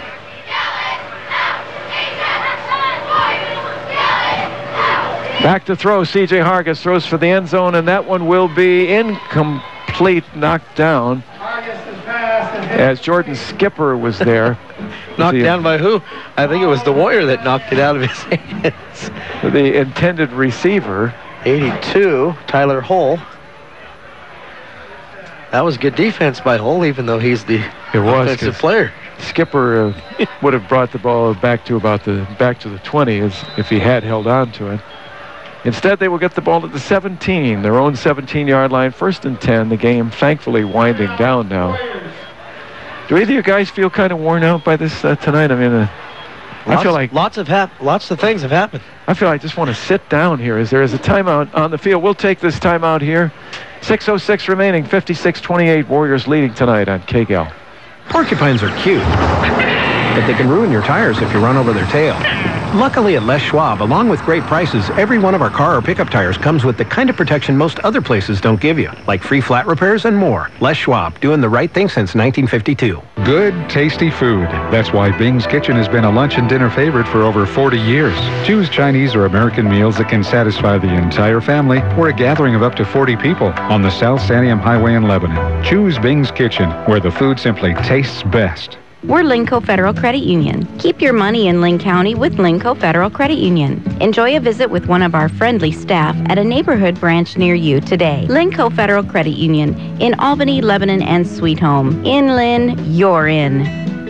Walmart is your local discount savings store. If you shop regularly at Walmart, you'll save hundreds, even thousands of dollars annually, because Walmart takes pride in being your local discount savings store. In addition, Walmart takes pride in being a part of the Lebanon community. 56-28, an incomplete pass, another tip pass intended for Trevor Laney from Matherin Langley. Langley to Laney again. Warriors had a shot at another tip pass but couldn't get it, so it falls incomplete. 2nd and 10, 17. Action, play action. Throw by Langley is complete to the 20-yard line, and this one will be complete to Hennessy, Connor Hennessy at the 20. 22 is where they will place it, so pick up a 5. 3rd and 5 coming up. Clock running. Thank you, clock. 5:39. Yes, we need to get Radio Ray home quickly. Well, I keep thinking, safely. Tomorrow is actually Friday, and it's an early start on because it's a weekday. Friday nights, I usually feel so good, when you get to the end of Friday night. It's a Saturday morning coming up. Here's Langley out of the shotgun. Will roll to the left. Wants to throw downfield. Does. Has his receiver. Cole Garrett has the first down at the 30, then gets pushed back. Should be right at the 30 of 1st and 10, and a complete pass. That's just fine. Why? Because it will keep the clock running. You got it. Yeah. The clock just keeps running. Let them complete the short passes.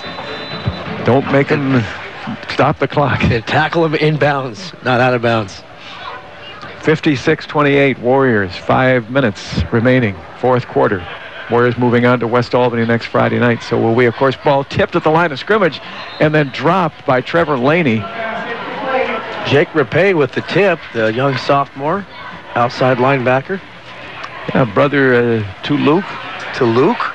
Broke through and tipped that pass. It still managed to get to Trevor Laney, but maybe just a little bit short of him, and the ball falls incomplete. Surprised it went as far as that when it was tipped. I'm surprised, too. It looked like it was going to be well short. Laney was on the right side of the field, and Langley was throwing from about the left hash mark. Here's J.D. Laswell in the backfield. Is stopped cold, and again, great defense. Anytime they try a running play tonight, there hasn't been much success in that. J.D. Laswell has to he must get tired of just sitting back there and waiting for the ball, Right. I mean, he doesn't get it often. They just do it just to keep the defense honest, just to maybe give quarterback Langley a little breather from throwing so much. He lines up behind Langley, who's in the shotgun, so he's about 8-9 yards behind the line of scrimmage. He's got to be well rested for the season, don't you think? And occasionally, provides maybe a little block if Langley rolls out like this one. Tries to pick up the blocker, does not. The Warriors rush Langley, and the throw is caught complete to Cole Garrett at the 35-yard line, right behind the pole. I mean, that pole was right there with the action there. Nice hit by Matt Tracy, and it's short of the first down. It's going to be 4th down. Well, it said 3rd down. I think it's 4th. Let's see, it might be 3rd. Was that 2nd or 3rd? They gave him a 1st down on the scoreboard, but I've got to tell you that I am lost on the down at this point. Me too. Well, they're going to measure. Yeah. It's close. And let's see, have they stretched this thing? It's awfully close. I think they got it. They did. Oh, clearly. just a nose. Oh, yeah. But it's a first down, 1st and 10, and the ball is at the 45-yard line of Corvallis. Warriors defense. According to my recollection, 3 interceptions tonight by the Warriors secondary. Matherin to Cole Garrett on that last pass, which was the duo that was really combining well for completion. I wonder why Cole Garrett went away for a time in the game. I mean, he really did. They were completing numerous passes to him in that first quarter. All from the near hash mark. That's nice, too. We haven't seen much of that tonight. Langley back to throw. Wants to throw. Throws out here and has the ball tipped again. This time tipped by the Warriors. As 2 Warriors are back there, including Matthew Tracy, to tip that ball away from the intended receiver, Jordan Skipper. Who's the other player, Rob? Did you see? That's Tyler Hull, number 82, out there at corner. 2 had Jordan Skipper well covered. I think it went off Tracy's hands, incomplete. So 2nd and 10, but that stops the clock, of course. 3:40 remaining as Langley rolls to his left. Rolls out here and will keep, and now he's going to run with the ball and runs out of bounds to stop the clock. As he gets past the line of scrimmage, maybe picks up a couple where he steps out of bounds. Maybe about 1.5 yards on the play. 3rd down and 8.5. But he stepped out of bounds. Why? Yeah, I know. Why? I wish high schoolers had the quarterbacks, like the NFL, had communication system in their helmet. I want to send a letter home to his mother and complain. Like a school teacher, your son ran out of bounds. He shouldn't be doing that now. From the shotgun, of course. Langley rolls out. He's going to run this time, and he's got a little bit of a block, got some nice moves, and he's stopped short of the first down and knocked out of bounds by Matthew Tracy. That's where he was running. Matthew simply assisted him, and they'll be a couple of yards short of the first down here, about 2 yards short with a 3rd down, 3rd and 2. Clock stops with 3:24 remaining. A reminder from Little Caesars after the game tonight. They'll be open. Grab a hot and ready $5 pizza at Little Caesars near the River Center, the new and only Little Caesars in Lebanon. Stop by tonight after the game. They would be open. Here's Langley to throw. Rolls to his left. Throws out here. Has a man. Connor Hennessy. Incomplete. Connor, I thought he had those balls, the ball in his hands. I thought he did too. But there it was on the ground. And so did he. Yeah. Thought he had it too. I think you're surprised. And turnover on downs. Well, that was 4th? That was 4th. I had 3rd. Well, I am following the scoreboard now. My brain will not operate anymore at these downs. It's still 4 downs to get a first down in this game. Are they still giving them 4 downs? Why? Should be 3. Should be just 3. I'll go for 2. 3:18 remaining. I keep looking at the time, hoping against hope it will move. Stopped. Please, Lou, please start the clock. Just start the clock. Start the clock! Sorry. The Warriors timeout. Have a new quarterback in, Ray, the junior varsity starting quarterback, Jake Rapay, 3rd string quarterback coming in. And that's the reason for the timeout. Timeout. Baseball tonight. The Orioles did beat the Yankees in extra innings 3-2. How many innings did they go tonight? 13. 13 innings. The Orioles stay alive. There will be a final game. Phil Hughes started tonight. I did see the beginning much earlier at this point. It seems like a long time ago today. A day ago. Phil Hughes was a little wild in the first inning, but he pitched well. I don't know who started for the Orioles tonight, but Saunders. 3-2 Orioles win it in 13 innings, and the Tigers were blasting Oakland. That Oakland miracle is done. Justin Verlander. 6-0. 6-0 final. Justin Verlander was terrific in September. 4 wins in a row. Did not allow more than 2 earned runs in any of those starts. Handoff. Is that Keontae Davis? Yes, it is. Warriors pick up a couple on first down, and they keep the clock running. With Marquez injured and possibly, maybe, we were talking during one of the breaks, possibly out for the season. Jake Rapay is in right now, Ray. And Coach Dykes this may be an open audition here for backup quarterback, possibly between Hargis and Rapay. The pitch on the far side, gaining out to him. Is that Jake Rapay? That was Devin Pritchard receiving from Jake Rapay. The pitch number 19 on the run. One of 25 running backs he's run tonight. 39-yard line about of Corvallis, where the Warriors have the ball, and the clock really running down now. 2:24 to go in the game. Handoff straight ahead. Warriors will push for more yardage here and push for yet another first down in the ball game. They should have the first down, as the ball will be at the 36-yard line. That is sufficient for an additional first down. Clock will not move until the chains do, so hurry up. Move those chains. Warriors talk things over here next week from West Albany. West Albany, I'm sure, pasting Dallas tonight, I would think. Warriors will send a couple of receivers to the left, one to the right, but they've just been running the ball, and I see no reason they'll change here. They pitch it. 35-yard line, and collared, almost a horse collar type tackle. Exactly. I was waiting for them to throw the hanky on that one, but the Corvallis defender let off towards the end. Devin Pritchard on the run once again. This time to the near side, Ray. They're starting to get it. They're starting to understand the Pitts playbook. This would be nice. Got some numbers and some players in there now whose numbers are not on the roster. Junior varsity second stringers are in there now. Under center. And a keeper, 30, straight ahead, as Jake Rapay carries down close to the 25, and that'll be another first down. Nice play by Jake. He's 6'1", 185 pounds, just the sophomore, the younger of the family. Luke, the older brother, the senior, 5'10", 205. We just haven't seen him carry the ball. Why do you think? Probably, I don't know. You cut me off guard there. You haven't seen him carry the ball. They're just, we haven't seen an encounter plays that was so successful with Luke. Straight ahead, somebody wearing a 20-something. Come on, get up quickly. Couple yards on the play. 23. Oh, Austin Client. Austin Client, Klient, is a 5'10" junior, 160 pounds. And maybe a yard on the play, so let's give him a yard. 2nd and 9. 49 seconds, clock running. Jake Rapay. Hands off, and let's see who gets it this time. Whoever it is, down to 25. Austin again. It's Austin. Boy, there's a big lineman for EC 76.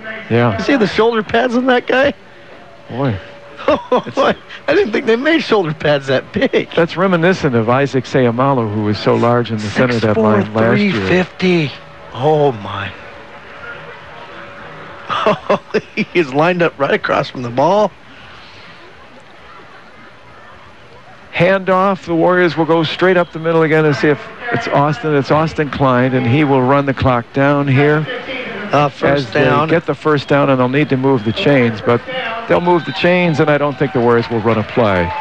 Yeah, you're right. 350 pounds and 6'4", Brandon Carnes of Corvallis in the center of that line. Sophomore. But the Warriors, my goodness, yeah. But the Warriors were able to go right up the center of that line regardless tonight, frequently with ease, and they score 56 points, 56-28. The Warriors have won it. The clock expires. Finally. Game over, 56-28. Warriors with the win. We'll be back to wrap things up in just a bit from Corvallis High School, from Lebanon High School, where they've beaten Corvallis tonight, in just a moment. You will come out a winner at Power Honda. Their talented staff will show you how easy it is to get the vehicle you want and the payment you need. Check out mypowerhonda.com. Call 928-0122 or just go in to Power Honda, Highway 20 east of I-5 in Albany, your Honda superstore. Making life easier and more productive, that's what Lynn Benton can do for you. And it all begins by discovering how the full line of Kubota equipment can help. We're still doing business the American way. Highway 99E, Tangent. You'll always get your money's worth where the food is fresh and original at Ixtapa Family Mexican Restaurant in Lebanon. Roberto and his staff will provide a fun and affordable dining experience. So visit Ixtapa on the corner of Highway 20 and Wheeler Street, where parking is convenient and the atmosphere is sweet. The short drive to Corvallis will save you time and money. This is Steve Buckner from Wilson Motors, inviting you to experience the notable difference at Wilson Motors, 5th and Buchanan in Corvallis. Check us out at saveatwilson.com. 1580 KGAL. Well, they took the score off the scoreboard rather quickly tonight. Generally, when it's a win, they'll leave it up there and let people see it for a long, long time here. But it's gone immediately. Maybe it's not to rub things into Corvallis that takes it on the chin tonight, 56-28, after losing last week, a loss that hurts more to them because they lost to their crosstown rival Crescent Valley by a score last week of 52-16. 56-28 tonight. The Warriors win their third game in the league, 3-2. Corvallis falls to 2-3, and it looks like the Warriors probably will secure fourth place in the league. Now, they must play West Albany next week. That's going to be awfully tough. But Corvallis also has to play West Albany. Both teams have met the four same teams. Both teams beating South Albany and Woodburn, and both teams losing to Crescent Valley and Silverton. So they meet each other tonight, and Corvallis falls to the Warriors. The Warriors, if they were to be at a tie at the end, would get the tiebreaker. But finishing in the first division is not good enough this year. You must finish among the top 24 teams, according to the rankings of the OSAA, to be in a playoff game.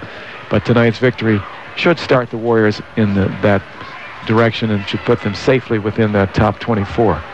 Well, let's see if Scott is ready. I know it'll take a while with so many crazy things happening tonight. I'm sitting down. I said I was tired. My legs, it's been a long game, you know, with the passing and the points on the board and timeouts in between and the kickoffs and the hitting, the screaming, the yelling. And my legs are exhausted from standing up here.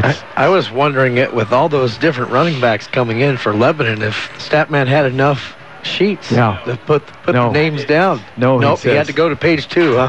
Well, why not quick handoff here of the headphones to Scott Landgren. I would give you a rundown as I kept track of the scores, but after a while it just got absurd, and I'm not sure that I could go back so many scores and tell you what my shorthand means at this point. No, there's my score sheet. Yeah, look at yours as well. It's half a page long. It was too many, Ray. We'll just tell you it's 56-28 as a final and not tell you how they got there. Right, and that's the important thing, is that the Warriors were able to get more points than Corvallis. They got the win. Like you said earlier, they eventually wore down. It was a struggle for the first half, but the Warriors eventually just wore down them. I do have a West Albany 1, 42-0 tonight. Jake Lacoste 233 touchdowns. So I'm sure he didn't play that long either. Pretty 1/2. Yeah, well, I don't know. He didn't play much. I'm sure, but maybe in a half. 42-0 is their score. I'll make this quick here. I know we want to get out of here quick. Warriors 23 first downs on the night. They were moving the ball very well all night. Pravatsky 10 carries, 132 yards, 2 touchdowns. Farrell 9 carries, 71 yards. He also had a touchdown. Childress had 4 carries, 2 touchdowns, 31 yards. Davis 4 carries, 21 yards. DJ Knuth, before he got injured in the first half, he had 5 carries and a touchdown for 28 yards. Brennan Marquez finished 1 of 2, 16 yards passing. Marquez also ran the ball 118 yards, 11 times. 2 of them were for touchdowns. And there was, numerous other people that got in for the Warriors that I ran out of room to write all that. For Corvallis, only 20 first downs for them. They were 2 of 10 on third down conversions, so not very good in that category. Matherin Langley was pretty much the star of the game. He was 23 out of 45 passing attempts. But only 15 in the second half compared to 30 in the first half. Yes, he definitely didn't have as many in the second half, but he ended up 23 of 45, 265 yards. He had 1 touchdown, 3 interceptions, and he also carried the ball 14 times for 111 yards on the ground. Whoa. So he was a dual threat tonight. He also had 2 touchdowns rushing. Laney, 8 catches, 91 yards. That was all in the first half. Garrett, 10 catches, 155 yards. He had a couple in the second half. I don't have any others. Let me here. Crescent Valley, that score didn't update, so I don't know. I think I'm sure they pulled away from South Albany in the second half. And Justin Verlander, complete game. 4 hits, 11 strikeouts, 1 walk tonight against Oakland. That's why the playoffs are such a different beast. You know, Oakland played so well during the year, but they had to run into Verlander twice. And Justin Verlander won 2 of the 3 games that they win in that playoff series. That's why if you have one top pitcher, you can do well in the playoffs. There ought to be something a little bit different, you know, for a team like Oakland that won 162 games and did so well at the end. Maybe if they played 10 games, Oakland could beat them. But they could not beat Justin Verlander. Crescent Valley ends up pulling away in the 4th quarter with 23 points, a 37-12 win over South. So they really stopped that South attack, which is surprising. Well, we'll see you next Friday night. But before we depart today, let's tell you about the fact that Research Mannequins, with the sale and research of mannequins from right here in Corvallis, longtime sponsor. At Research Mannequins, they know their stuff, a player of the game. Quarterback, obviously a position which you get a chance to shine. Brandon Marquez certainly did that tonight, but he not only did it on offense, he did it on defense as well this evening. So Brandon Marquez certainly is in there. I would mention Braden Childress at running back for his first 2 touchdowns. He had one of 10 yards, although it was Brandon who carried for 5 and pitched out to Braden Childress, and Braden gets credit for all 10 yards then gained on the play. Braden with a touchdown and a 4.5-yard touchdown run. He had a couple of touchdowns. Good for him. Jacob Gillette was a name that we called over and over for the first time this year. He's only a sophomore, 5'9", 150 pounds. He had a night in which he really emerged this evening, both offense, and he did a very good job on defense, a couple of times carrying the ball on offense. Some good stops on defense for the Warriors. So I would name those 2, and I'm sure I'm forgetting Taman Pravatsky for some incredible runs tonight. And anybody else? So who's your player of the game? They're all. That's it. Anyone who ran the ball for Lebanon tonight. I mean, it's 56 points. There's a lot of people. It's hard to pick. I'm going to give it to a defensive player. Yeah. I'm going to give it to Matt Tracy. Matt Tracy. Tracy. That's the other name I was just trying to think of. You're right. He's not normally known for defense, but tonight he's known for receiving the ball, but from Marquez, not from the other team.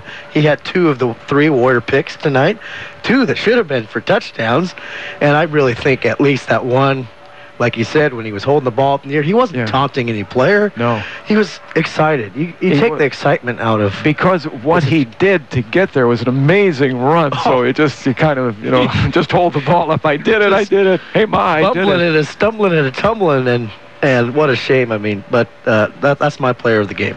So they called the touchdown back, and he also had one where he ran 68 yards and the ball got stripped at the 1. Yes. So he never did get the touchdown on the interception. He never got in the end zone. He was there twice, really. He was there twice. But did not get the touchdown, but a great night for him as well, and the Warriors. They win at 56-28. See you tomorrow morning early, 5:30 for the morning update. If you join us each day between 5:30 and 9, we'd appreciate that. And thank you, Rob. Thank you, Ray. If I can say one quick thing, I hope Marquez and DJ Knuth are okay. Yeah. The 2 key injuries. It's already an interesting game with those guys in the game next Friday. Without them, it will be a completely different kind of game. But hopefully the Warriors will have a great practice for the week and practice tackling, because they're going to have to try to tackle the Lacoste, the great one.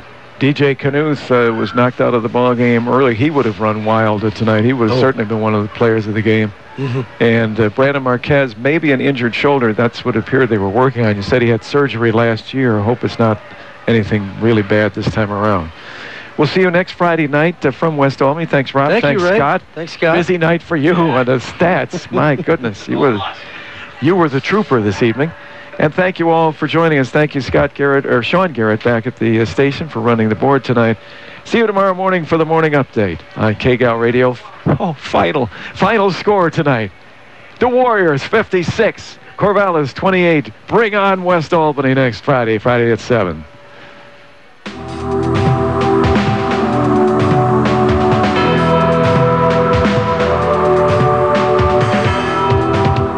Thanks for listening to Warriors Football on 1580 KGAL. You can follow the Warriors all season long, every snap, every score, every game, home and away on KGAL. Tonight's game has been brought to you by Economy Supply Building Center, Mama's Fine Italian, City and Suburban Electric, Lassen RV, Power Honda, Ixtapa Mexican Restaurant, Linco Federal Credit Union, Burgerville, Crabtree Automotive, Lynn Lanes, Willamette Community Bank, Les Schwab Tires of Lebanon, Bing's Kitchen, Like New Appliance, Lynn Benton Tractor, Wilson Motors, and by Conegat Tire Factory. Listen throughout the season for more exciting Warriors football action. This broadcast is exclusive property of Eads Broadcasting, Smart Talk 1580 KGAL, and Radio Robbie Productions. U.S. copyright law protects this broadcast. Duplication or rebroadcast of any portion of this program is strictly prohibited without prior written consent. We now join our regular programming.